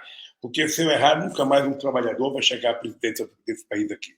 Bem, quando eu terminei o meu mandato, eu tinha 87% de bom e ótimo, 10% de regular e 3% de ruim péssimo. Tá? Eu nunca na vida, eu duvido que tenha havido um presidente da República que tenha tido tanto empresário em volta dele como eu tive. Eu atendia mais empresário quando eu deixei a presidência do que quando eu estava na presidência. E todo mundo querendo que eu voltasse, todo mundo querendo que eu voltasse. Quando eu disse em junho que eu não ia votar, que a Dilma tinha direito de ser candidata a presidente da República, essas pessoas foram se afastando. Aí veio a denúncia da Lava Jato, e aí esses empresários desapareceram. Desapareceram completamente. Ou seja, muitos deles que eu considerava que tinham uma amizade muito grande, nunca sequer ligaram para a minha família para saber como é que minha família estava. Então, o que eu fiz? Eu me dotei da seguinte filosofia de vida. Eu não posso ter raiva de ninguém, eu não vou gostar mais ou gostar menos de ninguém, eu vou construir novas amizades, novas relações e vou tocar minha vida, porque é assim que eu vou viver. E eu tinha consciência que a razão pela qual essa gente passou a não gostar de mim é porque uma parcela do povo pobre teve ascensão a espaços que até então eu não tinha. era muito pobre viajando nos aeroportos, era muito pobre indo para as praias, era muito pobre indo para Miami, era muita gente pobre indo para o restaurante, era muita gente pobre querendo ir para o teatro, era muita gente andando no Parque do Ibirapuera, só para te dar uma ideia. E essas pessoas não admitiam aquilo, ou seja, a minha empregada doméstica é maravilhosa, mas se ela for empregada doméstica, que não vai querer usar o perfume que eu uso na sexta-feira, ela vem trabalhar na segunda-feira com o meu perfume. O meu jardineiro não vai vir aqui com um carro novo na segunda-feira, porque isso é direito meu. Você viu naquele livro, naquele filme, A Que Horas Ela Volta? Não sei se você assistiu. Não assisti. Você tem que assistir. Esse filme é o retrato fiel do que aconteceu nesse país. Um setor da classe média admite. Eu conto uma história que é a mais extraordinária de toda, né? Eu acho que eu já te contei, mas eu comecei nesse assunto, eu vou te contar. Eu fui almoçar na casa de um grande companheiro meu, companheiro histórico, sabe, da tal do testamento. Aí o cara me apresentou a empregada, que era a mais maravilhosa, era mãe de todos os filhos, mãe da casa, tudo. Aí, quando eu saí, a mulher falou assim: Lula, pergunta para o doutor se eu estou no testamento dele. Porque é assim que as pessoas tratam as pessoas mais pobres, sabe? Então, talvez esse seja a única razão. Outra razão é porque eu, todo dia 23 de dezembro, ou toda véspera de Natal, eu ia embaixo de um viaduto em São Paulo tomar café com os catadores de papel e com o morador de rua. Todo final de ano, antes do Natal, eu ia. Era uma profissão de fé. Eu ia, levava quase todo o meu ministério, estava lá o padre Júlio Lancelotti, talvez estava um bispo lá. O que era fantástico, eu ficava pensando, pô, será que os empresários não gostariam que eu estivesse jogando golfe com eles? Já pensou o Lula com taco de golfe, sabe? E o Estuquinho, ao invés de estar com a câmera, estava carregando aquele saco de taco atrás de mim. Já pensou? Talvez eu não tivesse tanto adversário como eu tenho hoje. Mas, de qualquer forma, eu sou um homem, Eduardo, que eu tenho a cabeça tranquila. Eu durmo todo santo dia. Por isso que, quando eu estava preso, eu dizia: eu duvido que um canalha como o Moro durma com a tranquilidade que eu durmo. Eu duvido que um canalha como o Dallagnol durma com a tranquilidade que eu durmo. Tá? Eu não ia nem tocar nesse assunto com você, mas eu fiquei sabendo aqui, já tinha começado a live, que um juiz de São Bernardo disse que a dona Marisa tem, acho que, 250 milhões como é que fala? A herança da dona Maria, o inventário dela diz que ela tem 250 milhões. Eu não conheço o parecer do juiz, mas eu queria falar o seguinte: se a dona Marisa tiver uma herança de 250 milhões de reais, eu dou 80% para o juiz. Sinceramente, eu dou para o juiz, eu dou para o filho do Bolsonaro fazer fake news. Eu dou para o cara da Jovem Pan que deu a matéria. Se ela tiver 250 milhões, eu fui o marido mais enganado do mundo, porque eu tive 43 anos com a dona Marisa. Mas só para você ver que os canalhas não param. Os canalhas não permitem descansar nem quem está morto. Você viu que esse dia, para me ofender, o Bolsonaro colocou uma foto minha saindo do enterro do meu filho. Ou seja, do meu neto. Essa gente não presta. Essa gente não presta, essa gente é de sangue ruim, essa gente é de cabeça ruim, e essa gente não vai levar o Brasil a lugar nenhum. Por isso, Eduardo, que eu estou com muita vontade. É por isso que eu digo que eu tenho energia de 30, tesão de 20. Eu não quis falar a palavra tesão, mas eu falo tesão de 20, que é para todo mundo entender o que eu estou falando. Eu quero brigar muito nesse país, quero brigar muito, sabe? Eu já cheguei, Eduardo, aonde eu jamais imaginei chegar.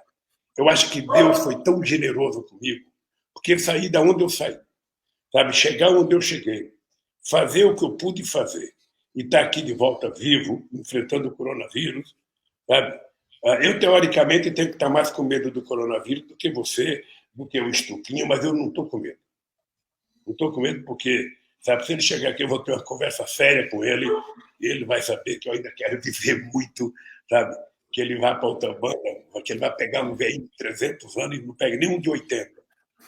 Estou disposto a brigar, Eduardo. Eu, sinceramente, eu acho que eu vejo você, vejo a equipe de economistas do PT, o Aloysio Mercadante coordenando o NATO, vejo companheiros, sabe, jovens como o Guilherme, sabe, discutindo a Esté, sabe? É um alento.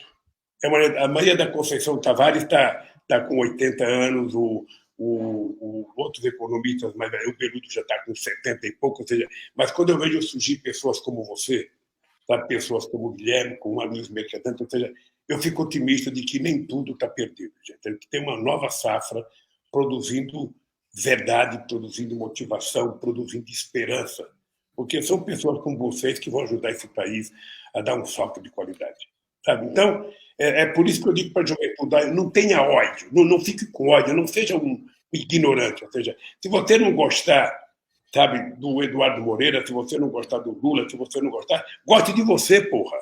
Goste de você, se respeite e faça as coisas para ajudar os outros. Por isso é que, nesse instante, Eduardo, eu quero dizer para você que eu estou muito feliz por você, muito feliz pelas tuas lives, muito feliz, sabe, pelo que o PT está fazendo nesse momento. Você sabe que eu fiquei bravo com o PT na PEC dos banqueiros, né? Fiquei muito puto. Eu falei com a Luiz Mercadante, falei com o líder do PT. Não é possível. Eu fiquei guardando essa manchete de jornal aqui, da Folha de São Paulo. Banco Central dos Estados Unidos vai financiar casa, governo, empresa e até cartão. E vai emprestar dinheiro sem limite e a juros zero. Aí pega a página de braço. Banco Central Brasileiro e Conselho Monetário Nacional injeta 1 trilhão e 200 bilhões no sistema financeiro, porra, na hora. Na hora. Você viu o cartão que ele distribuiu ontem? Você viu um cartão, a propaganda do governo, nos R$600? Sabe? Esse dinheiro é do governo federal, ele não é de governo estadual, ele é do governo federal. Ora, o Bolsonaro esquece que ele tinha dado R$200. R$200. Ele só teve a coragem de dar 600 porque a Câmara ia aprovar 500 e o PT tinha proposto um salário mínimo. O PT e a esquerda toda. Então, eu acho, Eduardo, que eu sonho, por incrível que pareça, eu sonho pra cacete, rapaz. Eu sonho com o mundo novo, eu sonho com pessoas mais humanas, eu quero humanizar a humanidade. Não é possível que as pessoas não descubram que ser bom é melhor do que ser ruim. Não é possível que as pessoas não descubram que a gente tem que estender a mão para quem está mais fraco que a gente, que precisa um pouco da gente. Sabe, eu quando vejo um Bill Gates dizer que tem 110 bilhões de dólares na conta pessoal, o outro tem 120, o outro tem 140, eu fico imaginando o que essa gente faz com tanto dinheiro, porra. Se o cara quer ter uma boa casa na praia, ótimo. Uma boa casa na Lua, ótimo. Uma boa casa, sabe, em Marte, ainda vai. Mas porra, invista um pouco de dinheiro para cuidar do povo pobre. Sabe? O brasileiro não sabe, mas o sistema de saúde dos Estados Unidos é infinitamente pior do que o brasileiro. Pior do que o brasileiro. Sabe? Essas mortes todas nos Estados Unidos, uma parte dela é porque não tem, o sistema financeiro não suporta a quantidade de gente que está infectada, de gente que vai procurar o hospital. Eu tenho informações que tem lugar que eles não estão nem divulgando mais o número de mortes por coronavírus. Estão colocando lá insuficiência cardíaca, insuficiência pulmonar, insuficiência respiratória, mas não coloca mais porque não estão fazendo teste. Então, Eduardo, olha, vale a pena a gente viver e ver pessoas como você, sabe, na linha de frente. Sabe? Vale a pena. Eu queria falar, presidente, que o senhor falou de nomes aí do Guilherme Melo, né? Guilherme esteve no programa anteontem, ele esteve aqui na live, do Beluso que escreve o prefácio do meu novo livro, que chama-se Economia do Desejo, que eu vou lançar esse mês. Ele fala sobre como a iniciativa privada ela vai o tempo inteiro. Está falhando lá. Uma vontade de ter mais, né? E o Estado deveria se preocupar com a economia da necessidade, né? A economia de fazer com que todos tivessem aquilo que garante uma qualidade de vida. E é engraçado, né? Porque essa dignidade, essa qualidade de vida, existe mais do que suficiente dinheiro para que todos tivéssemos essa dignidade garantida. E aí, sim, é quase que impossível, dadas as imperfeições humanas, a gente impedir a economia do desejo. Então, a iniciativa privada, é difícil imaginar o mundo sem ela, mas desde que garantida a economia da necessidade, a economia do desejo sendo algo que depende de estar antes toda satisfeita essa economia da necessidade das pessoas. E eu queria chamar, antes da gente fazer aqui a nossa última fala para as pessoas que nos assistem. Hoje a gente teve mais de 50 mil pessoas simultaneamente nos assistindo. Isso eu nunca vi numa live assim, aqui nesses canais de YouTube. É muita gente, isso é muito legal, porque é uma chance da mensagem chegar a muita gente. Eu queria chamar uma pessoa para fazer uma bênção, antes de colocar na tela, lembrando o seguinte: eu tenho dedicado esses últimos anos da minha vida a enfrentar os meus preconceitos e a assumir aquelas coisas que ficaram impregnadas em mim por ter nascido dentro dessa bolha, que é a bolha da Zona Sul do Rio de Janeiro, da classe média, do mercado financeiro. E o primeiro passo para a gente conseguir enfrentar uma coisa é assumir e identificar que você tem esse tipo de preconceito. Foi por isso que eu quis começar essa minha convivência com as pessoas mais pobres, morando no MST, que é onde eu tinha o maior preconceito de todos, né? E por falar em preconceito, uma das coisas que eu comecei a fazer foi estudar todas as religiões. E foi muito interessante quando eu li o Alcorão, eu li o Alcorão inteiro, depois de ter lido a Bíblia inteira, e descobri que no Alcorão falava-se, assim, muito bem de Jesus, né? Falava-se de Jesus como sendo um mensageiro de Deus que trouxe uma mensagem maravilhosa, e o incômodo do Alcorão em relação não era a Jesus, era em relação às pessoas que tinham tido contato com Jesus, que foi uma pessoa que veio para falar o seguinte: olha só, vocês esqueceram da mensagem. Vocês novamente, Abraão veio falar que o pessoal só olhava os símbolos e tinha esquecido da mensagem. Aí a gente passou a se preocupar com a mensagem, num dado momento, a gente se esqueceu da mensagem e voltou a só olhar os símbolos. Aí vem Jesus lembrando da mensagem e falando para a gente esquecer os símbolos. Aí vocês transformaram Jesus num símbolo e esqueceram de viver a mensagem de Jesus. Então o Alcorão tem essa mensagem que é muito bonita. Você falou o seguinte: não se esqueçam da mensagem de Jesus e pensem que vocês são cristãos só porque você tem um santinho de Jesus e que você fica na frente do Jesus todo dia olhando para uma estátua. Você tem que lembrar da mensagem que está por trás daquela estátua. E por que eu estou te falando isso? Isso me fez perder muito preconceito também sobre essa religião tão bela, tão bonita, que é tão massacrada pela opinião pública, que é o Islã. E eu estou falando isso porque a gente agora vai ter uma bênção de uma pessoa que não tem Jesus como símbolo, tem Jesus como mensagem, o Deus vivo. E o Deus vivo, ele está nos pobres, está naquelas pessoas que só tem o que elas são, só tem o próximo, porque tirando isso elas não têm mais nada, né? É muito claro a Bíblia nessa história de que é dos pobres o reino de Deus. E se tem alguém nesse país que vive essa realidade dos pobres, que vive essa caminhada de Jesus, que vive essa travessia, que é o que a gente celebra com a Páscoa, palavra que quer dizer travessia, é o padre Júlio Lancelotti. E eu queria chamá-lo aqui agora para nos agraciar, né, nos iluminar com uma bênção nessa sexta-feira da Paixão, nessa sexta-feira santa. Padre Júlio Lancelotti, que tem um trabalho absolutamente maravilhoso com as pessoas carentes, que são as primeiras a serem esquecidas, né? Eu vindo aqui para esse meu retiro, eu parei num dos faróis de São Paulo, ali em frente à Pinacoteca, e aí vieram várias pessoas assim perto do meu carro, eu abri o vidro, e aí cumprimentei eles todos, etc., e dei ali um pequeno dinheiro para eles, e eles comemoraram como se fosse um gol de futebol. E no dia seguinte eu li que as pessoas mais pobres de São Paulo estão tomando água o dia inteiro para enganar a fome, ou seja, na hora que o bicho pega, a gente esquece do próximo, e isso não é viver a mensagem santa. Não adianta você fazer uma ceia com a sua família hoje, não adianta você rezar todas as coisas que estão escritas ali no rito cristão, se você esquecer da mensagem de Jesus, transformar Jesus em símbolo e esquecer a caminhada de Jesus. E uma pessoa que trilha essa caminhada de uma maneira absolutamente maravilhosa é o nosso amigo Padre Júlio Lancelotti, e eu queria passar a palavra para ele agora, já agradecendo o seu tempo e o seu trabalho e sua travessia, Padre Júlio. Eu agradeço, Eduardo. Quero mandar um abraço para você e um abraço para o querido presidente Lula. Lula, quem nunca te abandonou e nunca deixou de pensar em você é o povo. Eu te falei isso lá em Curitiba. Os pobres, os catadores, os moradores de rua sabem que tem o presidente Lula como um aliado sempre. Hoje, pela manhã, mais de 1.000 moradores de rua tomaram café lá na nossa paróquia, levaram lanche, sacolinhas. Lá, mais de 1.000 estão passando hoje no Largo de São Francisco, onde os frades franciscanos estão partilhando alimentos com eles.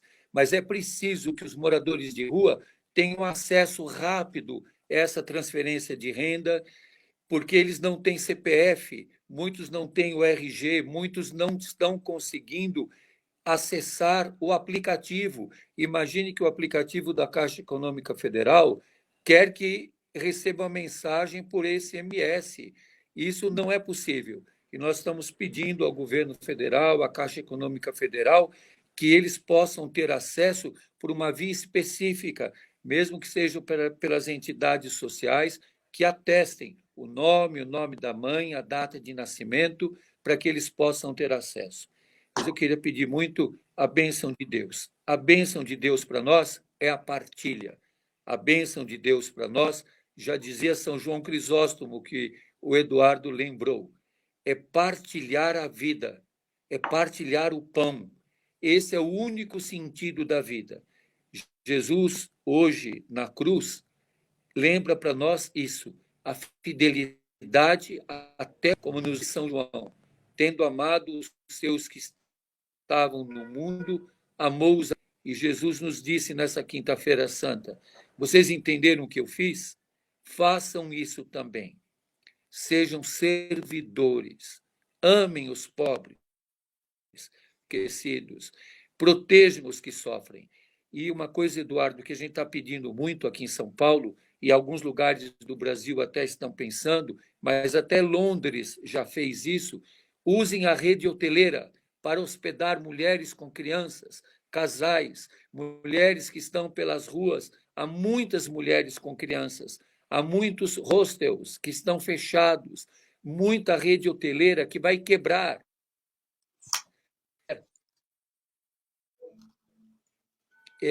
Resposta. E o Estado poderia que essas pessoas sejam acolhidas à estrutura que já existe na rede hoteleira. Não estão pedindo para os hotéis de 5 estrelas, mas há uma rede hoteleira mais popular que poderia acolher essas pessoas que estão pelas ruas. Hoje, Lula, um morador de rua falou para mim, faz uma coberta. É madrugada, fez muito frio. Me arranja pelo menos uma coberta. É triste quando nós vemos numa cidade onde o contraste de uma economia perversa, de um sistema econômico perverso, mata os mais pobres. Os irmãos de rua, muitas vezes, não encontram outro lugar a não ser a calçada. Hoje, muitos diziam para mim, padre, eu moro embaixo do viaduto. Então, a bênção de Deus para nós é partilhar o pão. Então, eu queria pedir muito que, por intercessão da Virgem Maria, Nossa Mãe Santíssima, Nossa Senhora Aparecida, que hoje nós chamamos de Nossa Senhora das Dores, também da esperança, das misericórdias. Que nós olhemos hoje o peito de Jesus traspassado pela lança, aberto por amor. E que quando o irmão de rua diz, padre, arranja pelo menos uma coberta, um pão, um alimento. Hoje eles se alimentaram bastante, comeram, mas tem que levar para depois. Alguns pegam 2 lanches, um é para eu comer mais tarde. Então, nós precisamos ver, como o Eduardo lembrou, a necessidade do povo. É aí que está o caminho. A necessidade do povo mostra a possibilidade da nossa humanização. Que Deus misericordioso e cheio de bondade abençoe a todos, em nome do Pai e do Espírito Santo. Amém. O melhor abraço para você, Lula. Você sabe quanto eu te quero bem, o quanto você é importante para nós e para a nossa luta. A única vez que os moradores de rua entraram no Palácio do Planalto foi com você, presidente. Todas as vezes que você veio passar o Natal com os moradores de rua, você estabeleceu a política nacional para a população de rua. Os catadores tiveram condições de vida. Queria lembrar, Eduardo, só uma última coisa muito bonita. Um dia eu fui na reunião no BNDES com o Lula e os catadores, para ver o financiamento do BNDES para os catadores e para as cooperativas. Quando os técnicos do BNDES fizeram a explicação, o Lula olhou para os catadores. Vocês entenderam? Eles falaram, não, presidente. Aí ele disse, nem eu. E falou para o pessoal do BNDES, explica outra vez, porque eu só vou entender quando eles entenderem também. Isso é um princípio fundamental, e eu escrevi isso naquele livro Espiritualidade de Lula. Nós só vamos entender quando os pobres entenderem também. Nós só vamos comer quando os pobres comerem também. Nós só vamos ser felizes quando os pobres forem também. Deus abençoe a todos, uma boa Páscoa e que essa Sexta-feira Santa nos humanize. Amém. Amém. Presidente, amém. Com o senhor. Feliz Páscoa, Júlio. Eduardo, feliz Páscoa. Eu queria dizer uma coisa para você para terminar. Não sei se você vai terminar já, mas eu queria dizer o seguinte: olha, nós temos condições de construir um outro mundo. Padre Júlio, eu estou convencido disso. A coisa que eu mais tenho clareza, Eduardo, é que a coisa mais barata para um governo fazer é cuidar de um pobre. É a coisa mais barata. Sabe? Cuidar do cara da van é muito, muito caro. Cuidar de um grande empresário é muito caro. Agora, cuidar dos pobres é quase nada. É quase nada. Ou seja, levar a coisa mais barata é você garantir que as pessoas tomem café, almoçem e jantem todo dia. Uma coisa que a gente tinha conseguido fazer no Brasil e que, lamentavelmente, isso foi jogado fora outra vez. Porque, Eduardo, tenha na cabeça uma coisa: pobre, para uma certa elite que cuida de finanças nesse país, é apenas um número. Não é um ser humano. Não é o igual. Sabe? Não é um semelhante. É um número. É uma coisa. É uma coisa que vale muitas vezes menos do que um outro animal qualquer. Então, é esse mundo que nós precisamos destruir e construir um mundo de solidariedade, um mundo de harmonia, um mundo de paixão, sabe?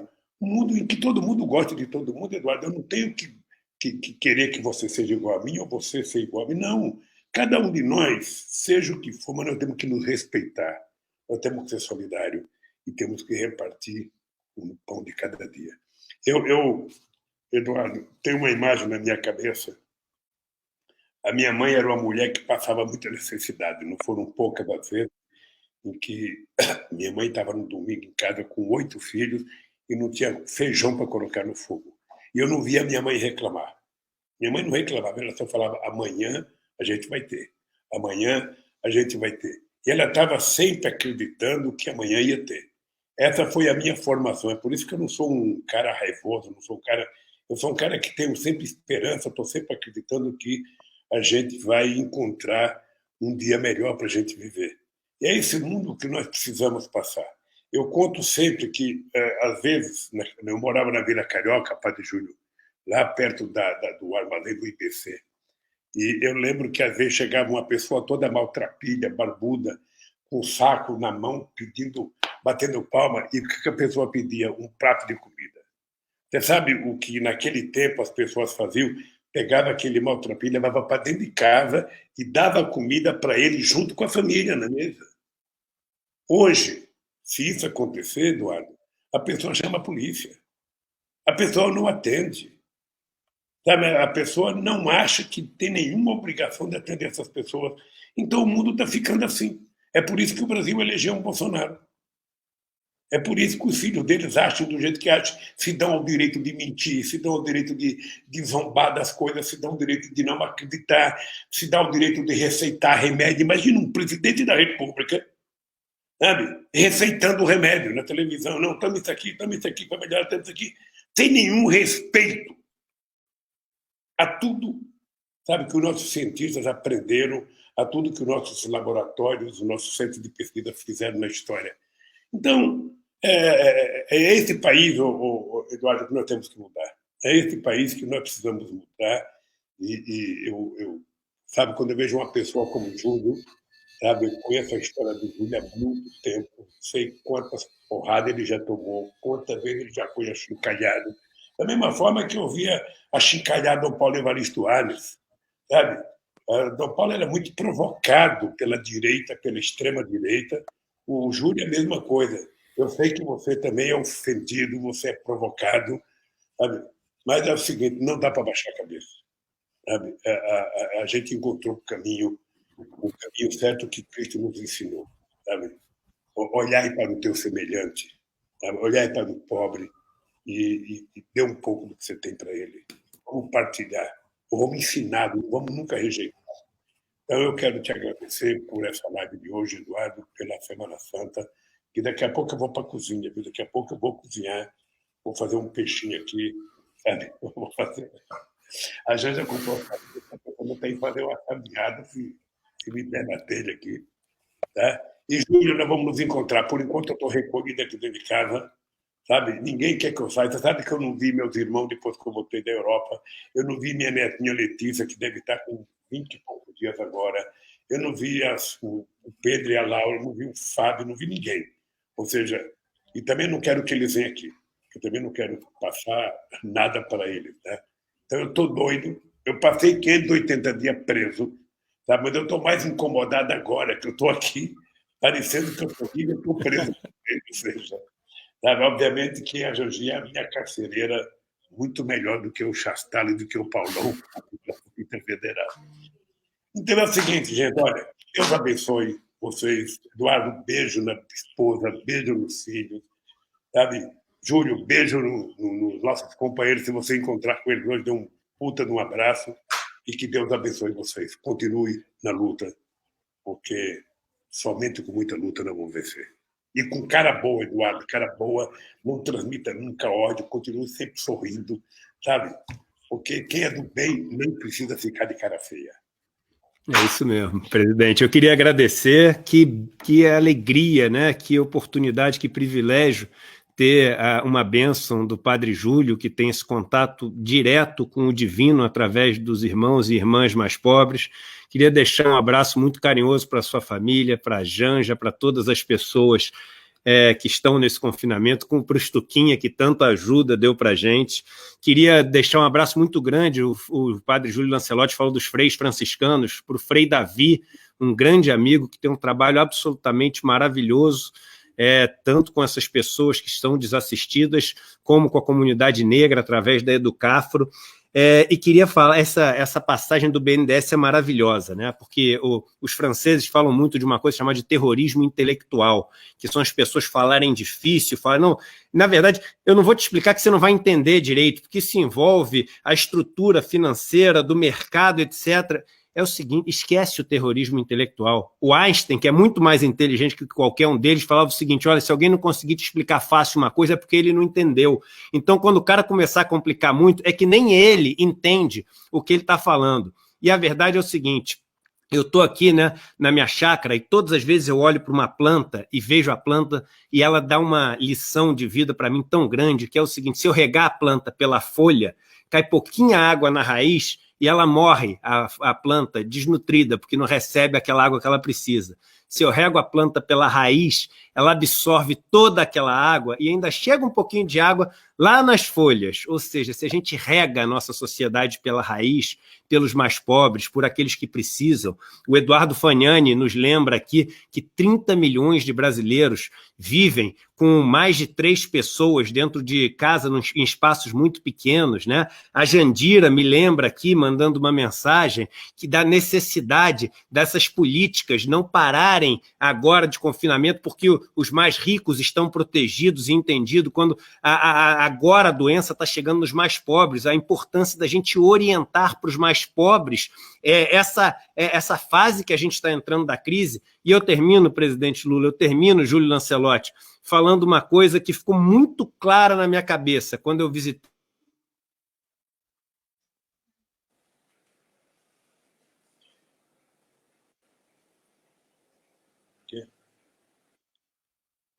o MST, eu cheguei a essa conclusão, que aquilo tinha sido escondido de mim durante toda a minha vida.